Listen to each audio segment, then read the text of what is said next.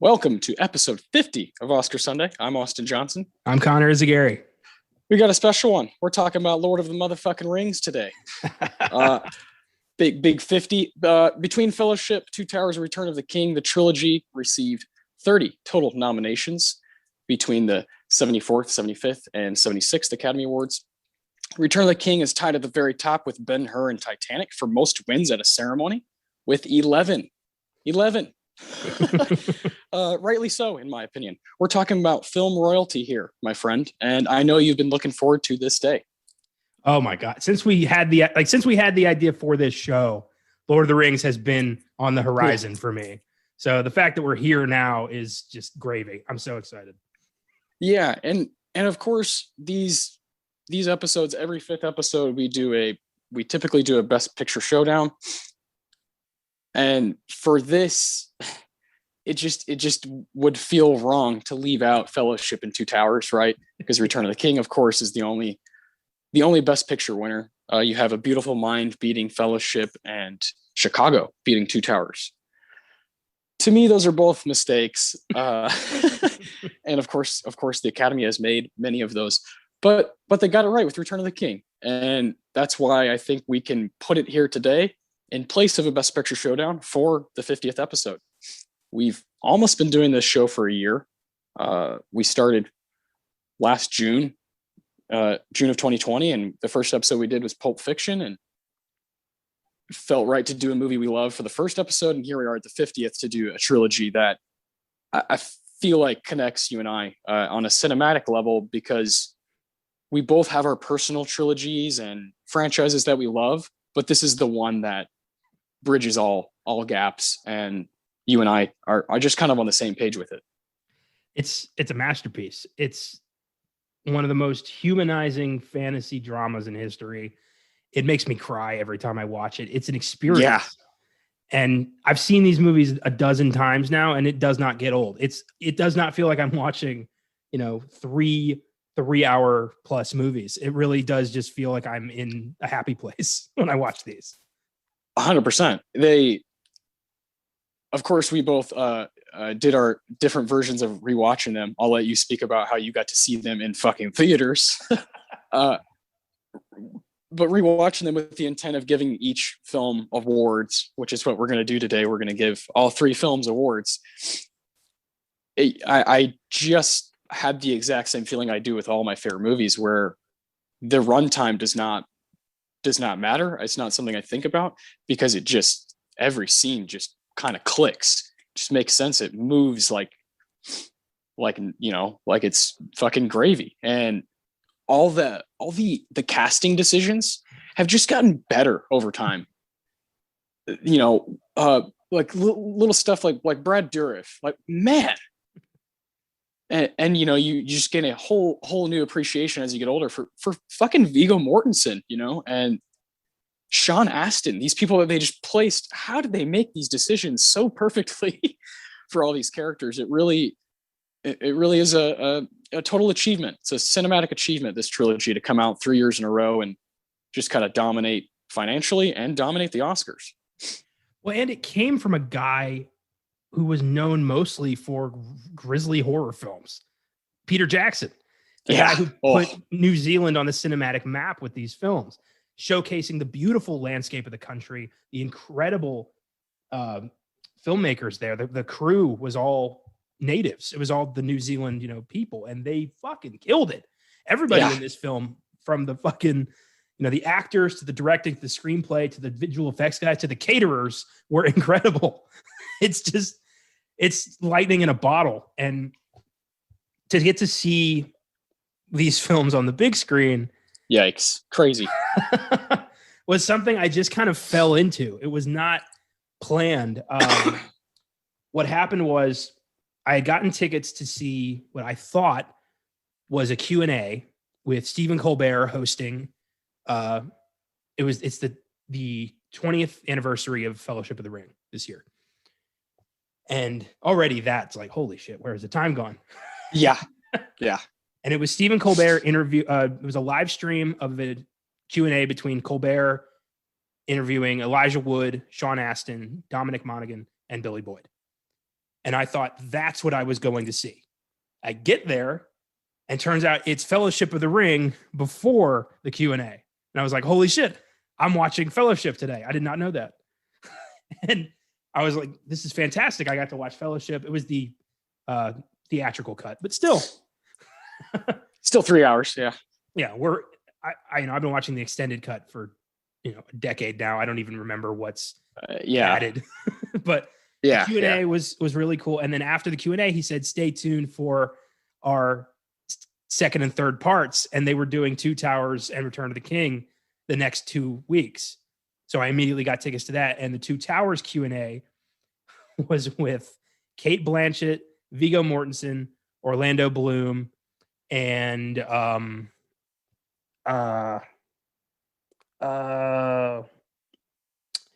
don't remember the fourth. Elijah? No, it was 1 second. It was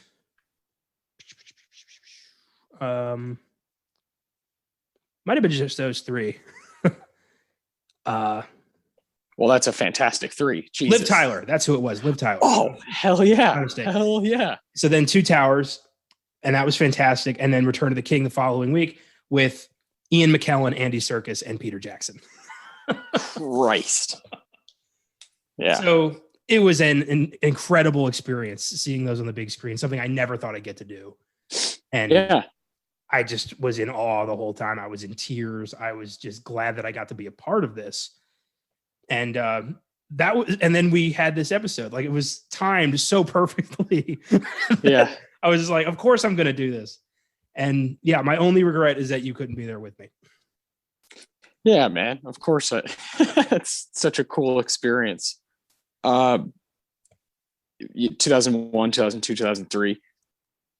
I was 6, 7, and 8. So yeah, I did not see these in theaters when they came out. And I would say it wasn't until probably 2004, like a year after they were all done, to where like it was just kind of DVDs that my family just had, right? Yeah. And that speaks a lot because these movies were movies that my parents felt were okay for us to watch, because the content, while gruesome and dark and violent, there's not there's no blood, there's no sex, it really can be seen by a lot of people. It's very accessible. It's wholesome. Yeah, that's that Tolkien shit, right? that's Tolkien at heart, and that was the reason I could see it. I was also like allowed to see Parts of the Caribbean at that age. These are the kind of adventure movies that I was exposed to, and it just swept me up like nobody's business right away. And then I remember vividly still playing the video games. There's like multiplayer, and I remember countless times playing with my older brother Jeremy. Both my older brothers, really. Jeremy was the one who kind of hogged it, though, right? Was like, I'm gonna play as Aragorn. You can be whoever you want to be. we're gonna get down and dirty, and it's just holds a very special place. From that first time I saw it as a 9 or 10-year-old, being exposed to it, watching it at home, just being what the hell is all this? Just kind of that first time you realize how amazing storytelling can be within the adventure genre. And that's huge. That's huge for a child to kind of have that moment where they fall in love with the fantasy, adventure, all these kind of things. That's a really cool moment. And it was definitely Lord of the Rings that I just totally opened my mind. And I will always respect it for that reason. And now when I watch them, they are just great fucking movies. No wonder I was swept up as a 9 or 10-year-old, and yeah. It definitely is one that I feel close to the people that are fans of it. I just feel close to them already, no matter what. And this is coming from someone who hasn't even read the books. So, these movies are very important to me. Yeah, I'm right there with you, man. I have not read the books either. I've read The Hobbit, but I have not yet tackled the Lord of the Rings. Same, yeah. Hobbit's a cool book. Yeah.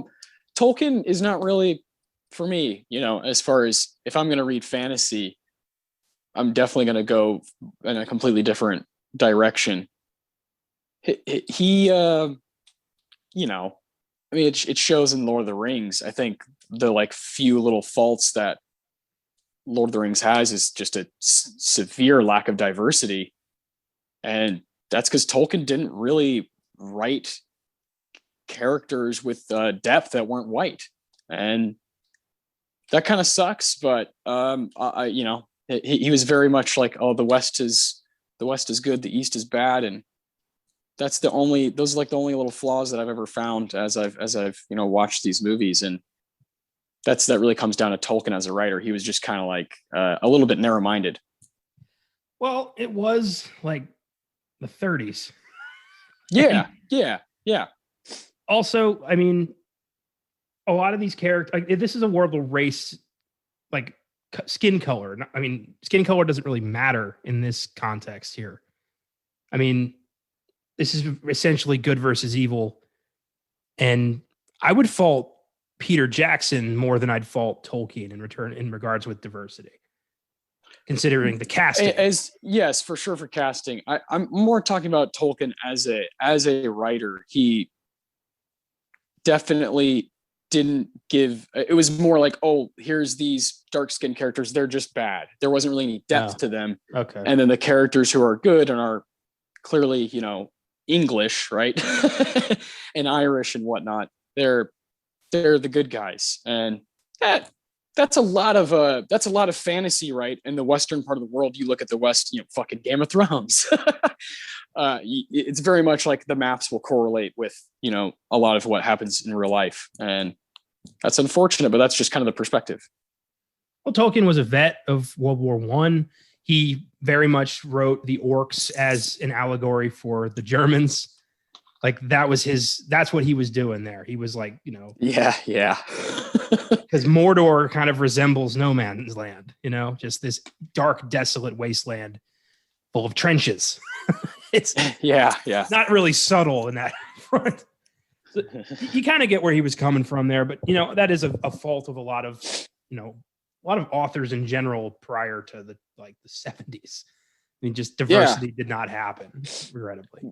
Yeah, and I think that's like where like a lot of people I'm much more gonna lean towards like someone like Kurt Vonnegut, who's definitely doing way different stuff with fantasy and kind of being totally wacky with it. That's more kind of like, I feel like my generation's okay. This guy kind of gets it, and some of the Tolkien stuff is like outdated, and that's like you said, it's not. There's a lot of authors like that. I've never really been drawn to classical literature, which I know is weird because I'm an English major. I got that a lot. In fact, I bonded with one of my closest friends over like in college, my final year, because we both were English majors who fucking hated classical literature. And that got us talking, and then we were inseparable. But perfect. Yeah. Hi, Shelley, if you're listening to this. Anyway, I've always picked books that I find interesting within the first 2 chapters. If you can't grab me with that front, like that quickly, I'm not going to read your book. So that's how I've always judged it. And there are some, older books I do adore, like The Count of Monte Cristo is one of my favorite novels. But, everything has its issues. And I don't really buy into generational stories or like anything I'm supposed to read. I've never thought like that. I read what I fucking want. I watch what I want. I am who I am. Nobody tells me what I should like. Yeah, I understand that. I totally understand that. That's definitely one of the things that's really fascinating about our kind of relationship with the Oscars is like, how dare you say this is the best movie? But I'll watch every year. It's this fucking cat and mouse game. So silly, but we always do it. I love it, man. Lord of the Rings is a never-ending discussion, no matter where you take it. And ultimately, it's very dear to our hearts. And I want to, I want to give awards out, but I also would like to kind of give some respect to just the nominations and wins that each of these films got, right? Of course. So I before we give our awards to Fellowship and just dive into the movies, because with these awards, man, we're going to talk about these films and kind of dive into why we picked them, why they're dear to our hearts. Because before we started recording, we both were kind of like, holy shit, there are so many things you could choose for the Inyo, every time. There's so many people that could be up for the PSH. It's going to be a lot of fun to do those. But I would like to take a look at the actual ceremonies and the 74th Academy Awards where Fellowship competed. It did really well. It was, it got the most nominations at the ceremony with 13. It was tied for the most wins with A Beautiful Mind with 4. And lost Best Picture, but I think it did really well and is my personal favorite of the trilogy. Fellowship is they're all 3 10s, but this is my favorite 10 of the group. This is the one that I still just I laugh a lot. I find the comedic tone of it to be just pure genius at times, and I think just the kind of origin part of it is genius. Yeah, it's a very well told story about an unlikely hero. And the hobbits are supposed to represent, just us, regular people with no greatness in our lives beyond what finds us. And I love that. I love that there's these grandiose, kings of old and wizards and dwarves and ancient elves and broken lines of kings. And our hero is this, this guy and his gardener. Yeah. who are charged with the most dangerous and important mission in the history of this planet. And this is the goal. I love that. Fellowship has some of my favorite scenes in the entire trilogy. My personal favorite is Return of the King. I love finales, and I love. Yeah. I love when a franchise can stick the landing, and this movie has one of the greatest endings in history. It's just so perfect. But yeah, I totally get why Fellowship's your favorite. Yeah, and I think Fellowship kind of it does such a good job of never going too far, right? It stays honed in. You really do get to know, Merry, Pippin, Boromir. You really get a relationship with Aragorn, Legolas, Gimli, especially Frodo and Sam. You really get to know these people, and by the end of that, when you're with Boromir and Lurtz, it's just a fucking shot to the heart. It is so rough. That last part of Fellowship.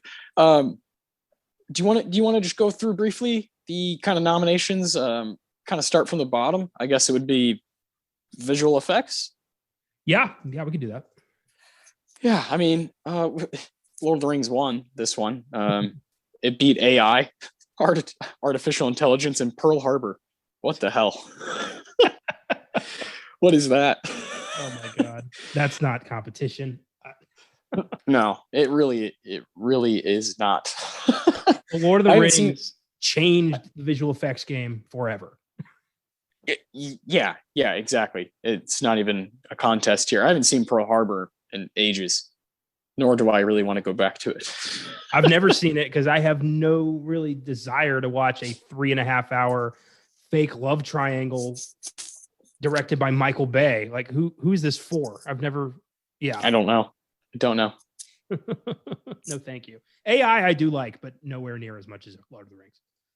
Yeah, it's fine. It's fine. It pales in comparison. How does Harry Potter and the Sorcerer's Stone not land a nomination here? Yeah, truly. Yeah, that is 2001. You're right. Holy hell. Harry Potter starts the same year. God, what a great year for franchises. Oh yeah, I love 2001. This is an awesome year. We did an episode on In the Bedroom. We did Shrek.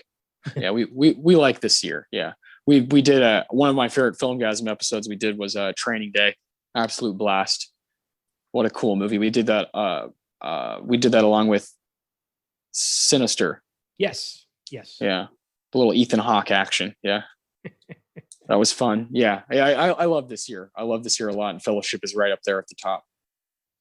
Straight up. Visual effects is one it was gonna take. I mean, just, with Peter Jackson and Andy Serkis working together on this, this revolutionary. These films are 20 years old and they look amazing. There's no gap in the visual effects game here. Films this old, usually you can kind of tell they look fake. These films still look amazing. They look better than the Hobbit films. Like, how is that possible? Oh yeah, Andrew Lesnie, man, the cinematographer, him and Peter Jackson, just crushing it, knocking out of the park. All three of these movies that have the same director, cinematographer combo, and you can tell. Yes, you can. All right, where to next? Yeah. Here's the thing. The thing is about Lord of the Rings. The ones that won are all at the bottom here. With Fellowship, they're all right here at the bottom with best makeup, best cinematography. Andrew Lesnie. Are these movies that do they even have a chance in these categories? A Beautiful Mind, Moulin Rouge for best makeup? Not really, right? No. And best cinematography, no chance. I mean, Moulin Rouge, The Man Who Wasn't There. I love Deakins, but not here, not in this one. Black Hawk Down, what? No competition. I have not seen Amelie or Black Hawk Down, but I can tell you that Lord of the Rings deserve all of this, like all of the wins. There's no competition here. I love these movies too much to really even, argue against anything here. Yeah, best sound, it loses to Black Hawk Down, and you hate to see that. I think you would like Black Hawk Down. I would. That's a movie I've owned for quite some time. I do think you'd enjoy it, but it wouldn't change your mind about Fellowship. Come on. I'm so happy it won score. I think like my favorite thing about these films is Howard Shore's incredible score. And up against, John Williams with 2 nominations here. That's pretty sweet. AI and Harry Potter. And Randy Newman. Come on. And then James Horner's, like some incredible names in movie music here. But this was Lord of the Rings. I have I have all 3 scores on CD on my, and on my iPod. Like this is beautiful music. It really is. Howard Shore knocks it out of the park. And I love the titles of the tracks because there will be kind of 2 tones within one track sometimes, and it just kind of throws you off. It's really cool stuff. The Ennio Awards for this is just a toss up because every single piece is beautiful. Monsters Inc. would probably be my second vote, my second choice out of those. For score, if we're talking like second choice, it's Harry Potter for me. Like I consider that score, that's fair, nearly as iconic as Lord of the Rings. It's definitely lasted longer. It's a more recognizable tune. There's no real definitive theme to the Lord of the Rings that a lot of people like hum on a daily basis. I've heard so many motherfuckers humming the Harry Potter theme. I almost argued with you, but I was like, oh, it's just me who hums it. Yeah, I get you. I'm talking dun, dun, dun, dun, dun. I do that. I'll do that just while I'm at work. Like it's just ingrained in my, in my mind. Yeah. I'm talking about the plebes, the regular people who don't do this constantly. Yeah, exactly. That's why I'm not going to argue with that. Yeah, I totally see that. The Harry Potter score, all of it, when you can just hear that little and right away what's going on, and it's pretty iconic. What an iconic year for those two to go against each other and for John Williams to be there twice. I know, it's crazy. Pretty cool. Yeah. When we did the Shrek episode, I thought a lot about Monsters Inc. and how I think now, and I love how it's in this group. I think now it's just a bit underrated. It is one of the most precise and solid Pixar films, and I think that Monsters University just kind of tainted it a bit. But I love that it's represented here a few times at the 74th Academy Awards. There's so many films in this particular Oscars that are so iconic, but still, reached for a prequel that never surpassed the original. They all flew too close to the sun. You've got Hobbit trilogy, you've got Fantastic Beasts, you've got Monsters University. Just nobody, was happy with their billions. They just had to keep going. Disgusting. You're right. You're so right. What an interesting, it's already come full circle 20 years later. Disappointing stuff. And hey, Jimmy Neutron, shout out to Jimmy Neutron, boy genius. Also competed against Monsters Inc. and Shrek. Really good stuff. Now we can get into some pretty gritty categories here now for Fellowship. Some stuff that it lost, and I think we can have a bit of a discussion here. Okay. I guess we'll go straight to screenplay. What do you think? All right, let's go to screenplay. A Beautiful Mind. This is of course adapted screenplay. Of course, A Beautiful Mind took this home. It beat Shrek, Lord of the Rings, In the Bedroom, and Ghost World. Now, Shrek, I love that it's here. Lord of the Rings, obviously, we'll talk about. In the Bedroom is a film we both really enjoyed, and we got to do, I think it was episode 4. Had an absolute blast talking about that one, and I can't wait to do. I can't remember what the other film's called that Todd Field has done. I can't remember, but I can't wait to do that one on this show. Is that Little Children? I think so. I think that's right. I think so. Because In the Bedroom just pops up in my mind like every now and again. I just think about Tom Wilkinson and Sissy Spacek going head to head. Ghost World. That's a movie that I've seen just once. I don't think it totally belongs here. I enjoyed it, but I'm not sure. I feel like there's other films I would probably put here.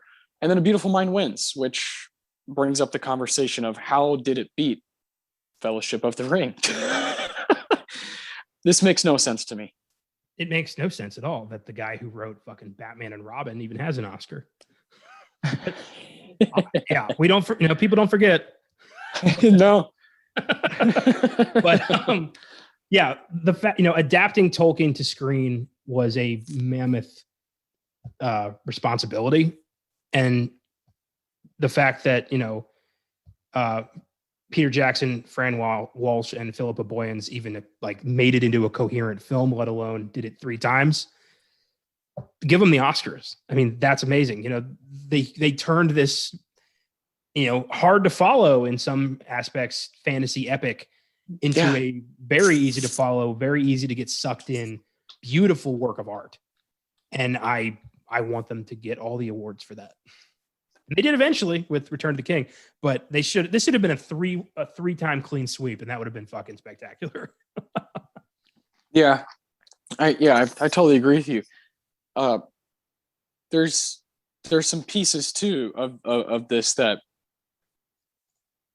it just translates so goddamn well to the screen. And of course, the cast does a great job with this stuff and kind of just immersing themselves into it. Look at Hugo Weaving. He is so locked in the whole time, so locked in. And they have the advantage of all the actors and actresses being just fucking, they're totally there. They're doing their job to the best of their ability. But there's stuff in here, like Bilbo Baggins, do not take me if you're a cheap conjurer. These little lines, and then hobbits, 4 hobbits. This stuff is gold. It's from super dramatic and really funny, and this kind of it's all sentimental at the same time. It's just brilliant stuff. I'm always in awe when a screenwriter can make very serious actors say nonsense words in a serious way that doesn't make you laugh. Yeah.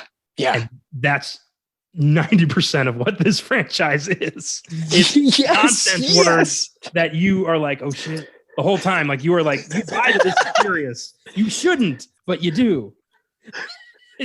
I don't know how to do that. That's an art form, and I've never been able to figure out how to make that happen. But here it is. This is it. Lord of the Rings is the best example where the people that are on the outside looking in at Lord of the Rings and they're just like, fucking nerds.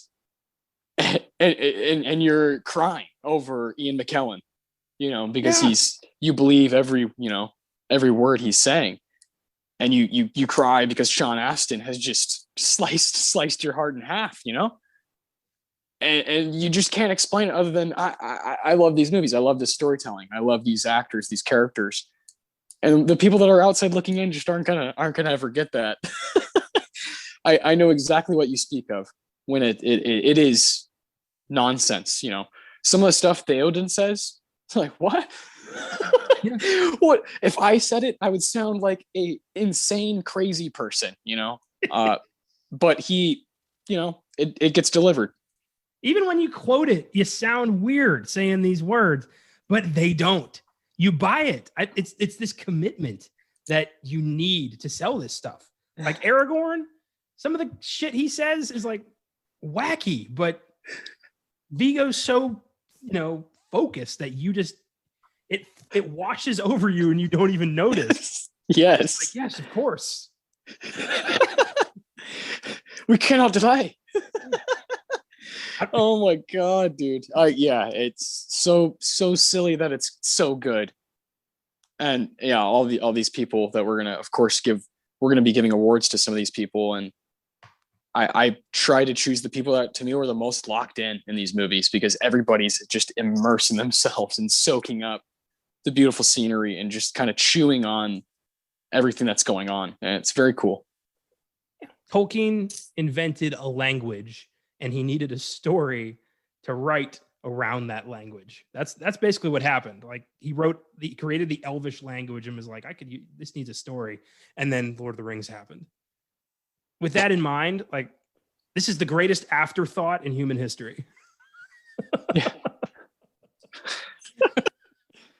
Oh my God. Brilliant. Yeah. Even when they're speaking Elvish, you should be laughing your ass off, but you're just like, this is beautiful. Yeah, sure. Sounds good. What do your elves see, Legolas? Yeah, Legolas, what do they see? Yeah. just totally buying in. And that's a big thing that you and I clearly, when we first became friends, we clearly realized that both of us are willing to put our walls down and buy into something. Put everything to the side and just watch something for 2 to 3 hours and let it, like you said, just wash over you like a fucking wave. And those are my favorite people to talk to. I'm well aware that if there was a cult out there that was based around movies, I'd probably be a part of it. Probably already are. Yeah, we kind of created our own, didn't we? Holy shit. Yeah. Here we are creating our own language. Best supporting actor. This is fun because Mr. Ian McKellen is here. John Voight is here. Ben Kingsley is here. Ethan Hawke and Jim Broadbent beats all of them. Yeah. For his performance in Iris. Of course, Ethan Hawke in Training Day. John Voight and Ali, and Ben Kingsley in Sexy Beast, which you just saw not too long ago. Tell us about it. Sexy Beast is a wild fucking movie. It's hell yeah, not at all what you'd expect. It's completely subverts your expectations.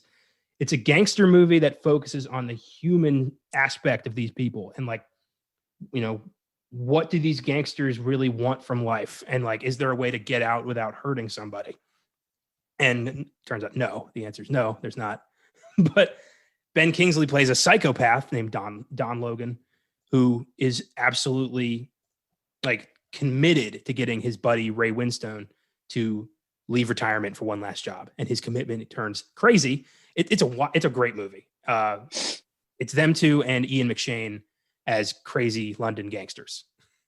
Beautiful. And Kingsley's committed. I'm glad he got nominated here. Yeah. I've not seen Iris. That's the only one here I haven't seen. Yeah, I have not seen that one either. I like Ali. But my vote would be, of course, Ian McKellen if I had to choose between the ones I've seen. But yeah, I've always wanted to see Iris. I love trying to watch the best supporting actor wins, right? Those are some of my favorite awards. A lot of really cool nominees in that category over the history of the Oscars. And I would like to cross that one off. Now that is it for performers. I know. That's just kind of crazy, isn't it? Oh, for 3 movies. That's the only nomination for acting this franchise ever got. I can't believe that. Isn't that crazy? Yeah. The fact that Andy Serkis alone should be in here. Yeah, no kidding. Yeah, really go down the line. Kate Blanchett. I think Viggo Mortensen. I think Sean Astin. I mean, Brad Dourif, Bernard Hill, Christopher Lee. Yeah.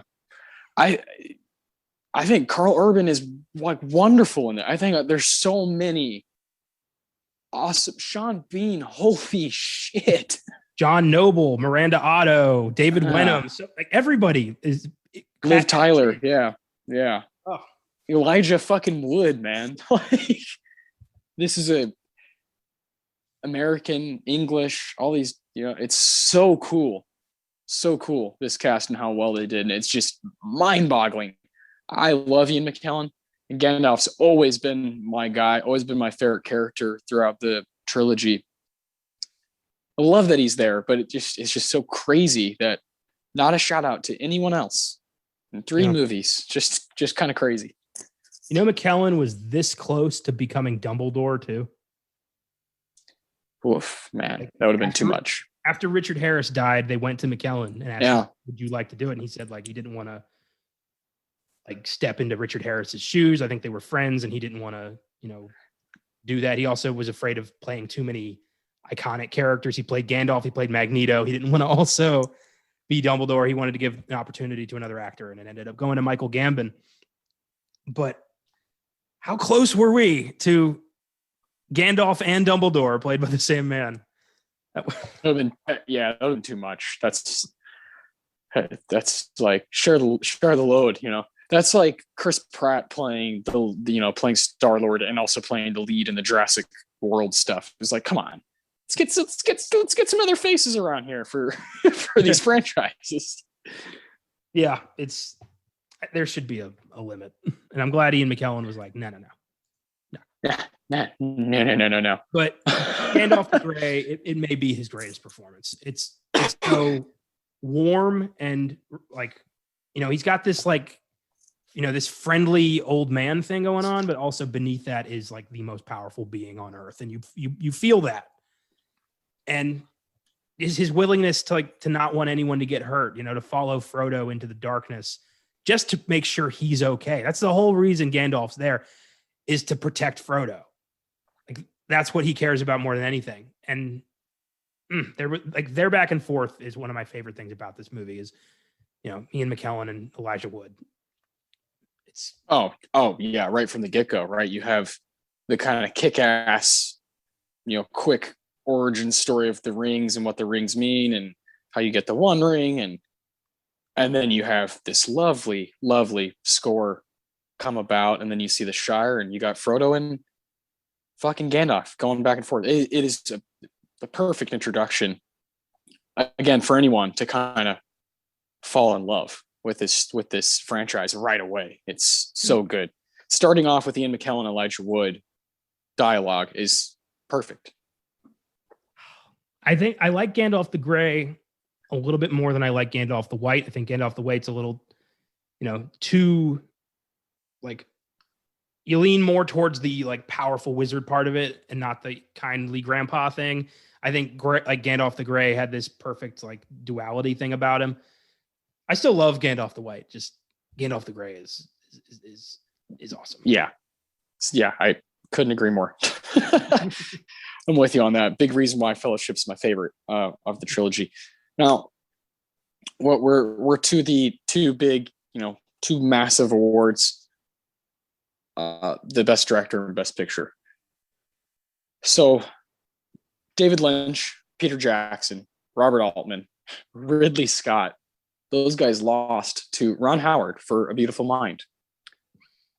You spoke about how you haven't seen Ridley Scott's Black Hawk Down, but I know you have seen David Lynch's Mulholland Drive and Robert Altman's Gosford Park. Yes. Now, this is tough for me because I'm really biased. Mulholland Drive is definitely my favorite movie from 2001. It's one of my favorite movies ever, period. Somewhere in the top 10 probably for me. And just, it's comfort food, right?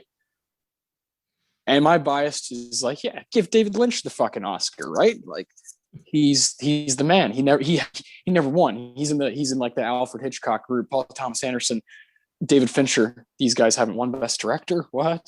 Yeah.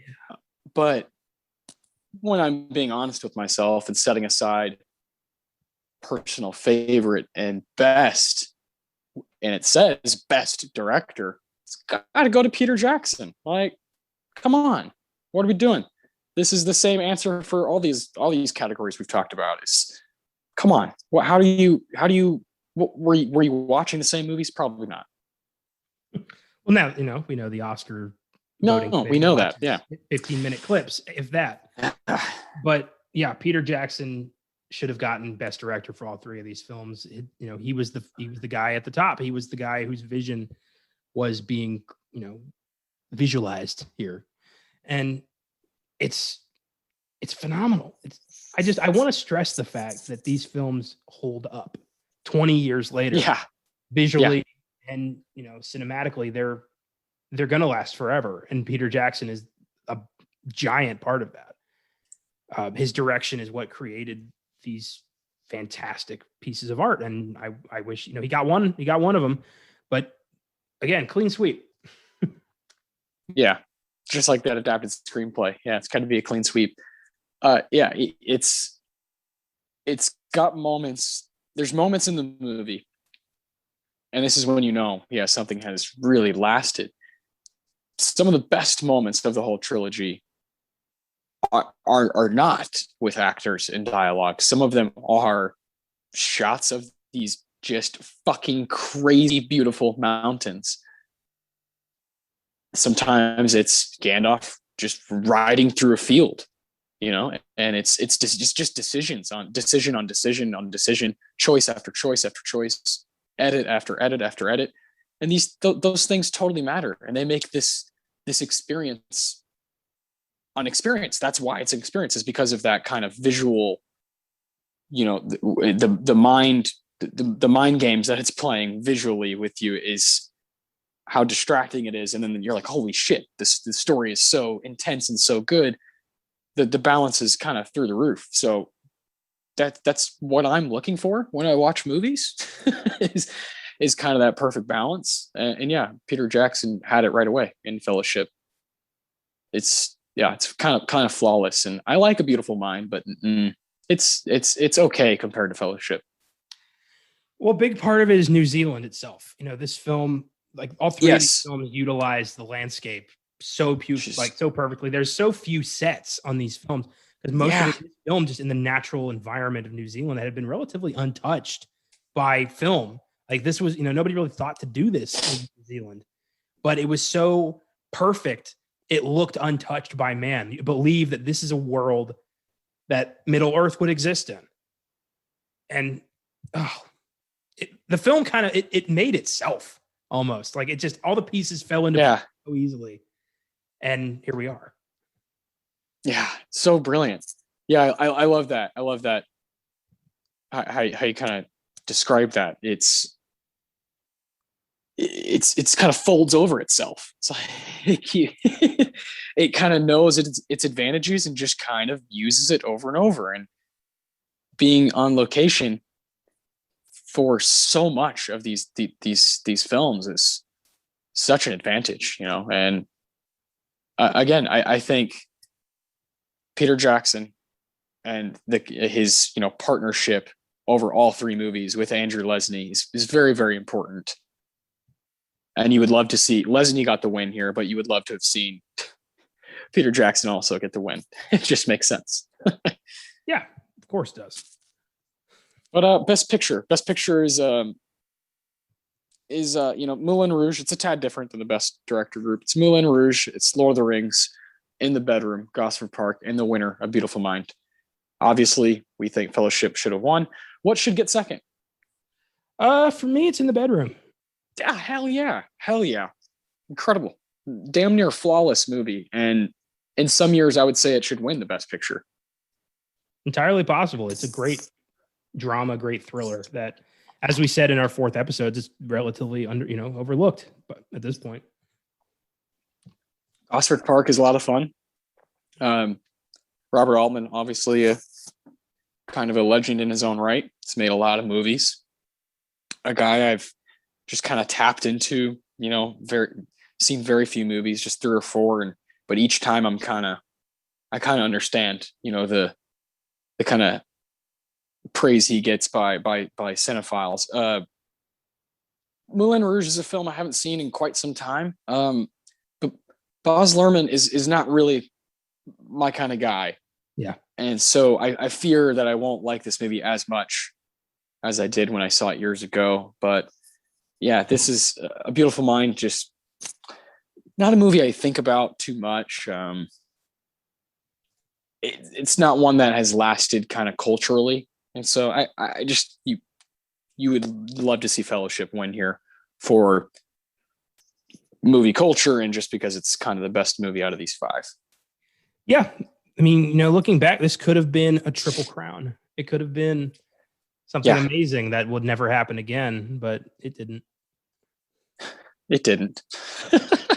Well, what we can do is dive into what we love about it specifically and give awards out. We want to do the Tarantino for best line or best quote. We're going to give out the Ennio Morricone for best music moment, which of course we've talked about Howard Shore. Very difficult. You can kind of choose anything there. Can't go wrong. We got the Philip Seymour Hoffman for best performance of each movie. It's going to be a lot of fun to see where we go there. And then the Roger Deakins for best scene. So I'll let you take it away. Start Fellowship off. And then after this, we'll get into the 75th Academy Awards. Okay. So my Tarantino for Fellowship. These were very difficult. I just like to yes. All of these very narrowing down favorites in movies that you've loved for years are next to impossible. But this, really? Oh boy. So I went with my gut because there's a single line in Fellowship that always gives me chills just because of the implications of it and what I know will happen later. It's when Gandalf is trapped on the roof of Saruman's tower in Eyzaguirre. Oh. And Saruman is threatening him and torturing him, but Gandalf has an eagle coming to help him out. So he gives Saruman one last bit of advice before he jumps off to safety. And he tells Saruman, there is only one Lord of the Ring, only one who can bend it to his will, and he does not share power. And then he leaps off the tower. It's beautiful. Every time I'm like, fuck yeah, Gandalf, get it. So cool. God, those moments when they're just fucking fighting, 2 wizards, it is something to behold. And the stakes are so high right there, right? You're kind of just like, oh shit, you're just kind of getting introduced into this magnificent world, but at the same time realizing how fucking dark it is. Yeah. And that's beautiful stuff. When he jumps, just falls. Yeah, it's so beautiful. It's quintessential fantasy. You've got this vibrant, creative world of peace that this darkness is trying to destroy. That's kind of this movie really was. I mean, this book, The Lord of the Rings, was the template for so much fantasy to come. Everything. Yeah. You can trace every fantasy story post like 1940 to The Lord of the Rings. For sure. Sure. Oh, I love it. Yeah, you can't help but be influenced by it if you're kind of in that world. I also chose a Gandalf line. And I'm glad you brought up just a little while ago. You brought up the kind of Ian McKellen, Elijah Wood banter at the very, very beginning of the movie. After we're told, what this is and what they're all these rings and but one ring to rule them all, and you're kind of like, what? I'm still just, my eyes get big, when that's all happening and you see the title of the movie and you're just, it just takes you back to a really special place. Gandalf shows up to the Shire, right? And Frodo hears him, and he starts running through, and it's just like this little hobbit. And I'm still amazed at all the editing and how they really make them all look tiny. It's just incredible stuff. But they're just having a bit of fun here. And there's a line that just has stuck with me since I was a child, and 9 or 10 years old, and is still something that makes me very happy today. And Gandalf says, "A wizard is never late, Frodo Baggins, nor is he early. He arrives precisely when he means to." Oh man. It's one I've always wanted, like on a t-shirt sort of thing. It's a brilliantly delivered line, and each time now still, these movies surprise me when I rewatch them. There's little things, and this time around it was the screenplay. I forgot how sharp, how precise and to the point it is, how simple but complex it is. All the balance of it is genius. It's superb. Yeah. And Gandalf just gets some of the best shit.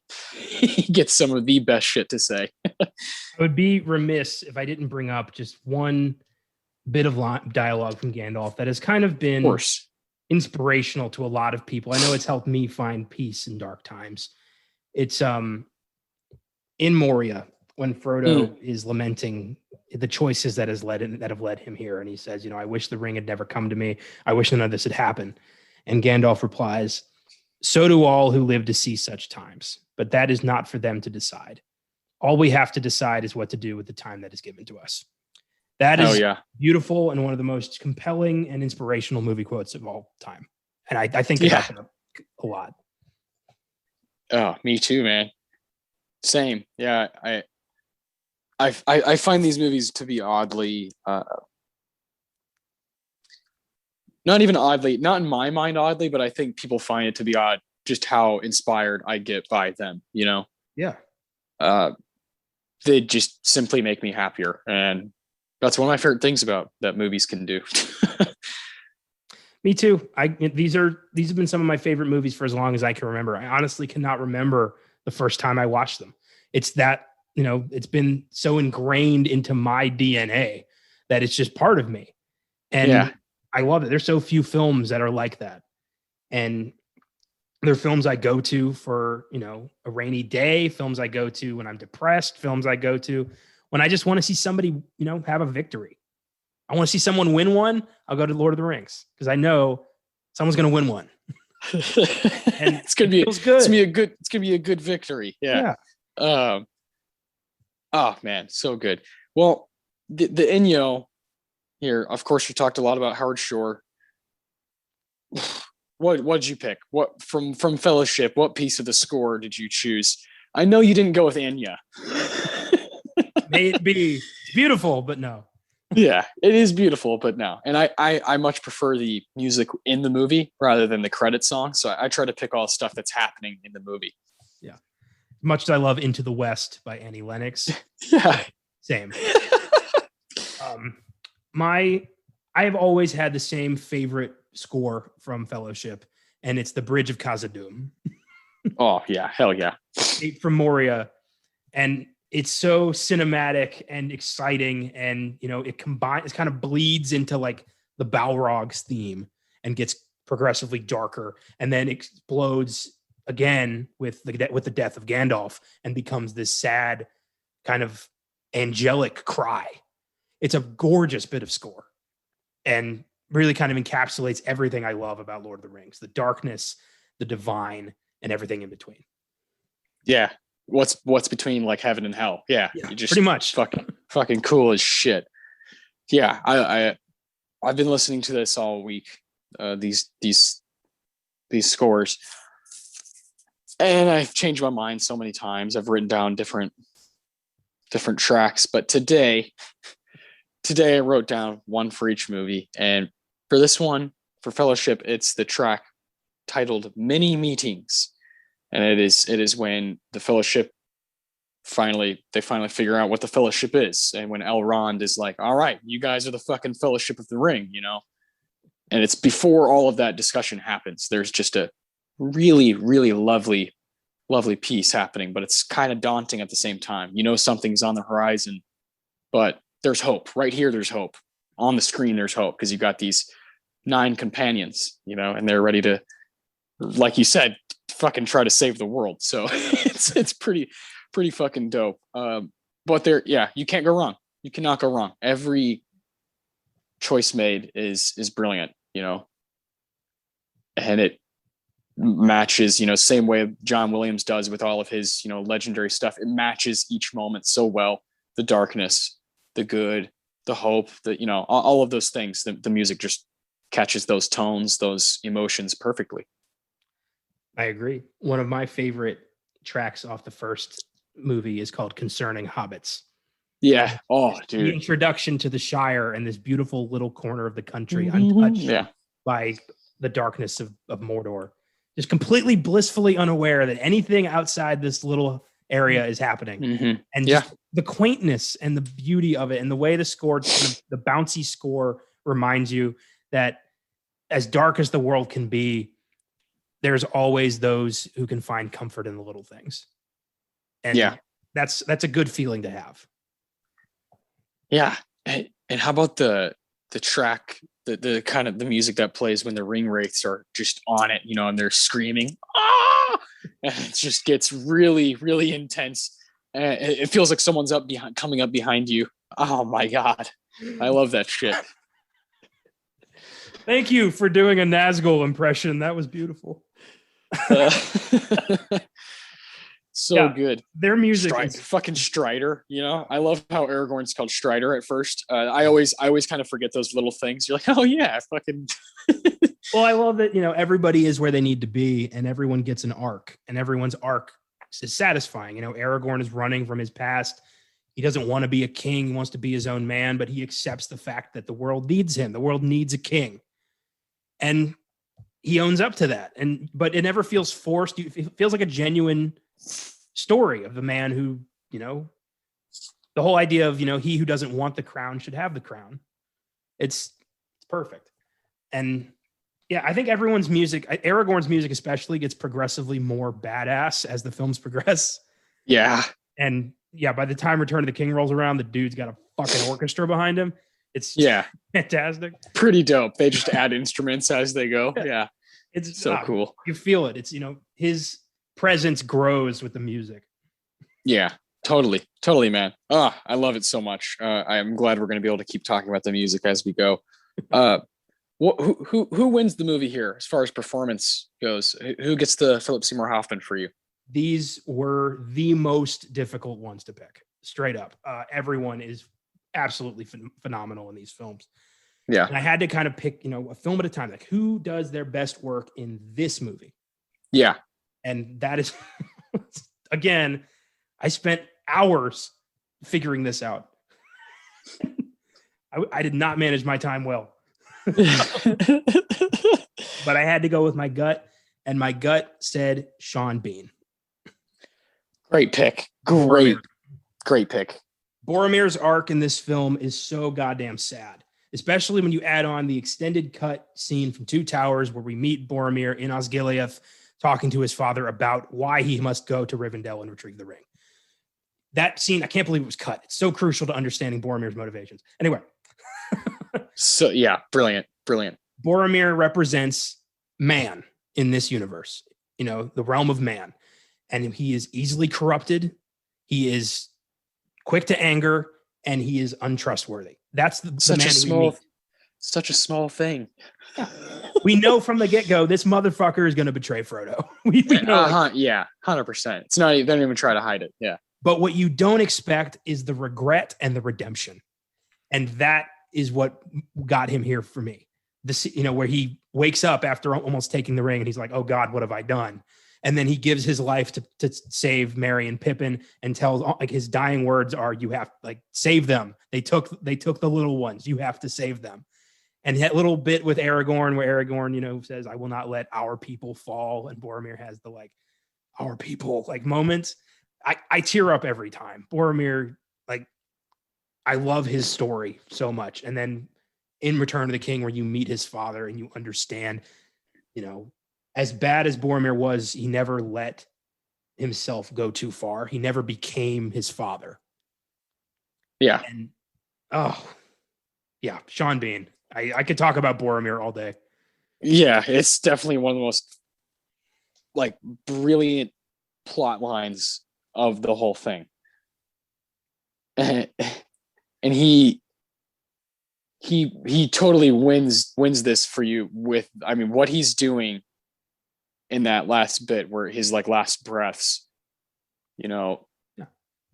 The sacrifice, and as he gets shot 3 times by fucking Lurch, this fucking LeBron James fucking monster orc, just shredding, just destroying. And then of course Aragorn's fight with him is fucking badass as shit, you know? So surrounding Boromir's, you know, death is Aragorn's like, I gotta finish this fucker first, you know, because he and all of that is so brilliant. And Boromir, Sean Bean, those you know, those last breaths are pure cinematic gold. And of course he gets to go on and be in Game of Thrones, right?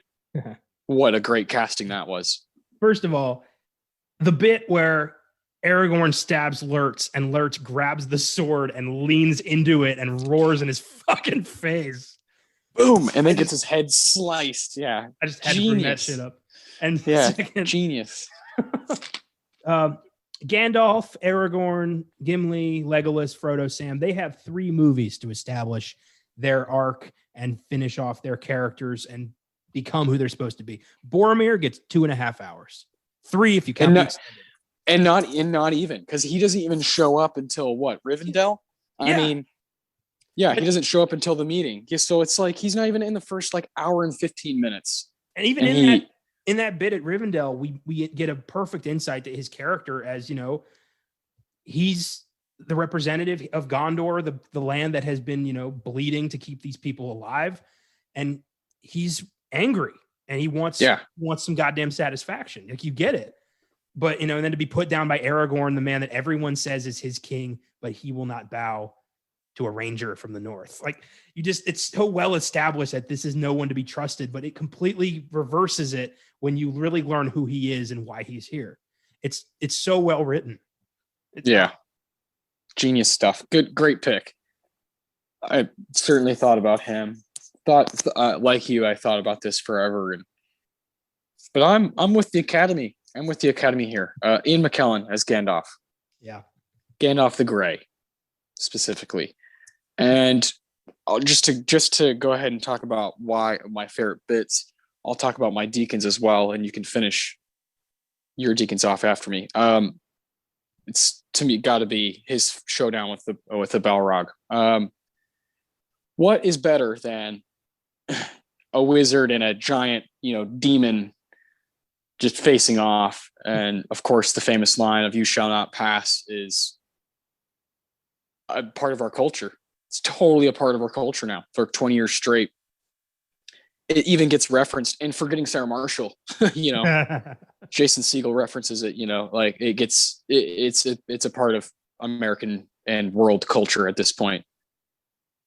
And that bit when especially when you don't know what's going to happen in Two Towers, you really do think he's dead. You know, you really think he is like really dead. Well, in a way, Gandalf the Grey is dead. He is. But you think as a kid, when you first see this, you think he's gone. Like he's not coming back.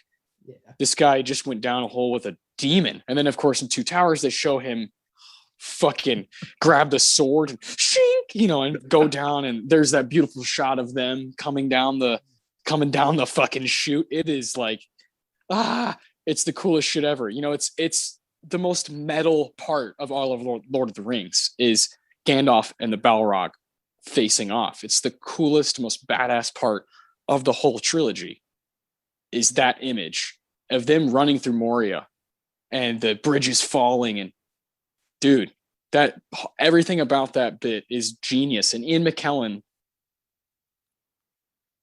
I don't really even know how does one go to a place where what is he even screaming at? You know, because obviously this is a giant demon thing. And in 2001, you know, you got to think he's just doing this stuff on his own, Ian McKellen. He's just acting. He's just so locked in that he makes you believe that he is facing down this giant fucking scary ass monster. And that takes it away. That should be the scene that's in the fucking Oscar clip, is him screaming, "You shall not pass." And us believing it. It's the best stuff in all of the movies. This is like, he is why I love this movie the most. Gandalf the Grey is one of my favorite movie characters ever. That's why I gave him my Tarantino. That's why he's right here. And that's why he's in my Deacons, is all that stuff. And the way he looks at Elijah Wood, the way him and Frodo lock eyes is so incredible. And then, of course, there's kind of the slow-mo of Aragorn's pulling Frodo up the stairs, and you're just like, oh, fuck me, man. Shit is going downhill. Boromir's dead. Gandalf's dead. What are we doing? And for a minute there, you're like in Infinity War territory.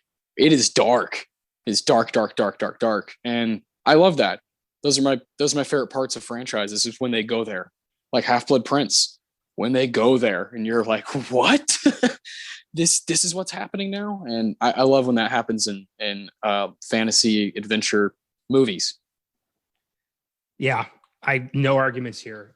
Gandalf the Grey is, the leader of their fellowship. He's the one they all believe in, the one they all follow and trust. To lose him is the death of the fellowship. Like, there's nowhere to go from there. And you feel that. Like, they need like the push, from Galadriel to really believe that they can pull this off. And for Frodo to then, try to do it on his own. I love that bit where Aragorn confronts him and says, I would have gone with you to the end. It's so, you just know what's at stake here. And I think my favorite thing about this franchise is that you constantly feel the stakes. You understand what is over going and over to happen if this doesn't work. Yeah. And it gets so close. Beautiful. And the follow-up to that is like, you're left you're in a really dark place, but you get a moment where Aragorn looks at Legolas and Gimli and says, "Let's hunt some orc." Are you fucking kidding me? Like, as a kid, when you hear that, like right now, I'm 26 years old. I just get chills running up and down my body, because I'm like, are you fucking serious? I want to see a movie where that's all that happens, is I'm just watching and Two Towers flirts with it. It really does. It shows them. It holds true to its promises. It holds true. And of course, Gandalf comes back, Gandalf the White, and it just beautiful stuff. I love the last 30 minutes of Fellowship more than most things. It's a wild film. So your Deacons was the Balrog fight. Yeah, technically it would be them running from it, and then finally Gandalf facing it. That 8 to 10 minute bit is home to me. Yeah. Clearly great minds think alike, because my Deacons is Moria. This just from breaking the door, trapping them there, to the death of Gandalf. Moria is it's like a horror movie in the middle of this beautiful drama. Okay, and yeah. It's perfect. Yeah. The tease of Saruman, kind of like telling Gandalf, like, what they did, what they woke in the darkness, like, why you can't go to Moria. Just the build up to the Balrog is so well done, and the ultimate reveal for Gandalf to be afraid of something, that this is something bad, something ferocious. Yeah. Well, and there's a shot at one point of them running, and there are orcs just flying in, and it is so badass. There's just some shots in Moria. The Mines of Moria, they're just, like you said, it becomes like a full-on genre film. Yeah. And I just eat that shit up. I love it. Well, when Gandalf finds like the book of, the dwarves wrote when they were trapped, and it's just, we can't get out, they're coming. Like that, it gives you chills. Like, you're like, what the hell happened here? And it's so creepy. You feel bad for Gimli finding his cousin dead, and just not knowing that so many of his people were slaughtered. Like that's really the first time you connect with Gimli. Like, yeah, get to see him as more than just an arrogant dwarf. And I think they needed Moria to like become close to one another and understand just how fucked this whole thing is. And it's so well done. I love Moria. It's my favorite part of probably this entire franchise. Yeah, it very well could be just the best part of this whole thing, right? Is just how dark it gets. How dark it gets on the screen, and just just kind of like you said, the stakes and how much you feel them. Beautiful stuff.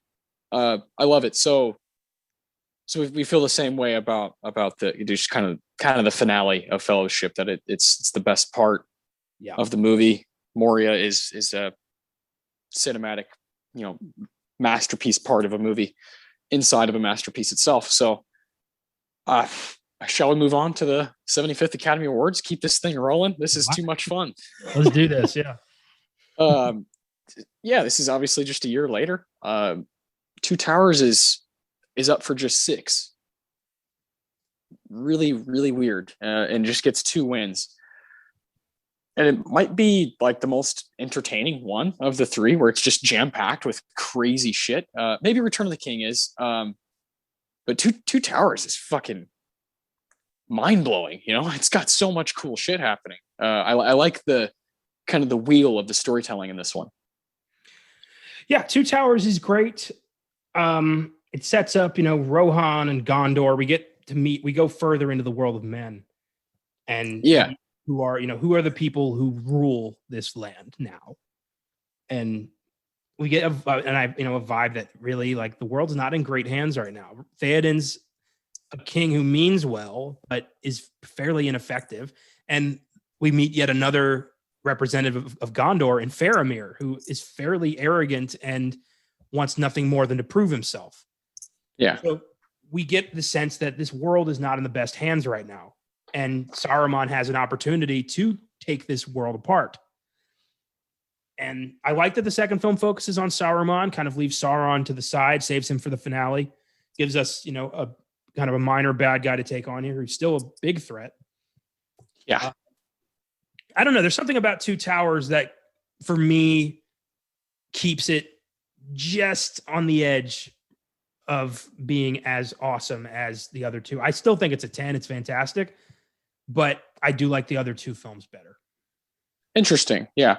It would be 1, 2, 3 for me. It'd be Fellowship, Two Towers, then Return. But again, I love all 3. So it's really, you're just taking nits. Two Towers. We'll go ahead and start from the bottom again, which is an Oscar that it did win, Best Visual Effects. This time, it beat Spider-Man and Star Wars Episode 2, Attack of the Clones. What the hell? That's awesome. That's a franchise I don't really care for too much, and I would always vote Lord of the Rings over Star Wars any day of the week. I'm a massive Star Wars fan. I too would vote Lord of the Rings over it every day of the week. Yeah. I really like Raimi's Spider-Man, right? Of course, that first one is awesome with Toby and Willem Dafoe. I really, really dig that movie. But this is easy. Two Towers, Best Visual Effects. Are you kidding me? Yeah. Like, it's the same thing as Fellowship.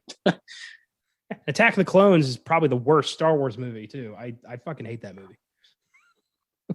Yeah, I don't, I haven't seen them all enough to say which one is my least favorite, but it's not one I remember at all. The ones I remember are Phantom Menace. I have some memories of that one. There's some moments in that one I really like. The old ones I get confused. Episode 4, 5, and 6, I get really confused. Thought Rogue One was dope. And Force Awakens is pretty cool. After that, I don't know, man. I get kind of lost on it. There's a lot of gray. One day we're gonna have to just sit down and figure this out. But beyond that, Episode 2. If you just want to watch a teenage Darth Vader creepily stalk Natalie Portman, who ends up inexplicably falling in love with him, like, on a dime, that's your movie. Two Towers beats it by a mile. So good. What about best film editing? I like this group a lot. You got Chicago, which got the win. Chicago is the big winner. Obviously got the best picture win. beat Gangs of New York, The Hours, Two Towers, and The Pianist. This is a cool group. Yes, indeed. Kind of the best 2002 right there. Yeah, I mean, Gangs of New York is definitely a movie that I think could compete with Two Towers as far as editing goes. But then if you just look at those two films, Two Towers just doesn't have anything that makes it falter. And Gangs of New York has like a storyline that I just don't really care for. And, it's kind of just at a disadvantage at that point, because when that's part of your whole movie and you have to edit that content, that's not really your fault. But I'm not a huge fan of Cameron Diaz's performance in that movie. Well, that character, just not really for me. Pretty pointless, actually. That movie, Gangs of New York, as much as I love it, it could shave a good 45 minutes off that runtime. Like, it is padded. Yeah, for sure. While you have Daniel Day-Lewis, like one of his best, 4 or 5 performances ever, it is a special movie. Yeah. Yes, indeed. Yeah, I think Chicago is cool and all, but we obviously agree that these kind of technical awards, just Two Towers should take it. What I don't understand here is, as we move up the categories, and before we move on to art direction, which Lord of the Rings is there, how are we not here in cinematography with Andrew Lesnie, who we were just talking about, who got the win for Fellowship of the Ring, is not even nominated here. We have The Pianist, Gangs of New York, Far From Heaven, Chicago, and the winner, Road to Perdition. Not arguing with that at all. Conrad Hall, Road to Perdition. I love that movie. Sam Mendes, maybe my favorite movie that he's directed, right? Yeah. It is awesome. It's just really cool. And my favorite Tom Hanks role. I'm okay with that win. I just don't understand how Lesnie's not even here. The makes very little sense to me. It is odd how Two Towers did not really get a lot of love at the Oscars, like considering Fellowship and Return of the King broke fucking records. It's weird that Two Towers kind of got shafted a little bit. Yeah, it's so bizarre, but it's there. It's there for art direction. Road to Perdition again, Gangs of New York, Frida, and the winner, Chicago. I kind of understand this one. Chicago is that's kind of the whole thing. Yeah, I mean the musical numbers. It's very, it's art. That film's art directed within an inch of its life. I get that. However, I really think this one should have gone to Gangs of New York. That's fair. Considering, that film recreated 1860s New York, like perfectly. And, Bill's kind of cabaret, like there's just so many set pieces in that film that are done so well. And yeah, I don't know. I think it would have been cool. Gangs of New York didn't get a single win. Would have been nice to have one. Yeah, exactly. Yeah, I agree with that. Let's see what we got here. We're kind of coming down to the end here for Lord of the Rings. Best sound it was up for. Yeah. You got Spider-Man again, Road to Perdition, Gangs of New York, and the winner, Chicago. Yeah, I don't know about this, because, and then you look at sound editing and it won against Minority Report and Road to Perdition. What are we ever going to figure out exactly what these all mean? Best sound editing and best sound, and should we just click on it and see what it says? Best sound editing was an Academy Award granted, exhibiting the finest. We've done this before, haven't we? We have. Yes. And it's basically the same thing. Yeah. Well, that's why at this most recent Oscars, they finally just combined those fuckers into best sound. Yeah, rightly so. Because Lord of the Rings takes home one of them and then just gets nominated for one of them. So yeah, I can't explain it. I still think they should have just called it best sound design or something like that. Because best sound, I still think sounds too vague, and I will never be okay with that. Yeah, I'm with you. I'm with you on that. Just it's honestly uncomfortably vague. Makes me a little anxious. Where are we at here? I guess we're coming down to the very end here, huh? I guess we are. Where the hell is Howard Shore? I was just thinking, where's Howard Shore? And this is not up. This isn't even nominated for adapted screenplay. What? So we're jumping straight up to Best Picture. It's not even up. Peter Jackson's not even up for Best Director, and Roman Polanski's ass gets a win. That fuck. Are you kidding me? I don't think I realized that Peter Jackson just wasn't up. I didn't quite realize that. When we have the inevitable Best Picture showdown for Chicago, we're gonna have to talk about all this. Yeah, no kidding.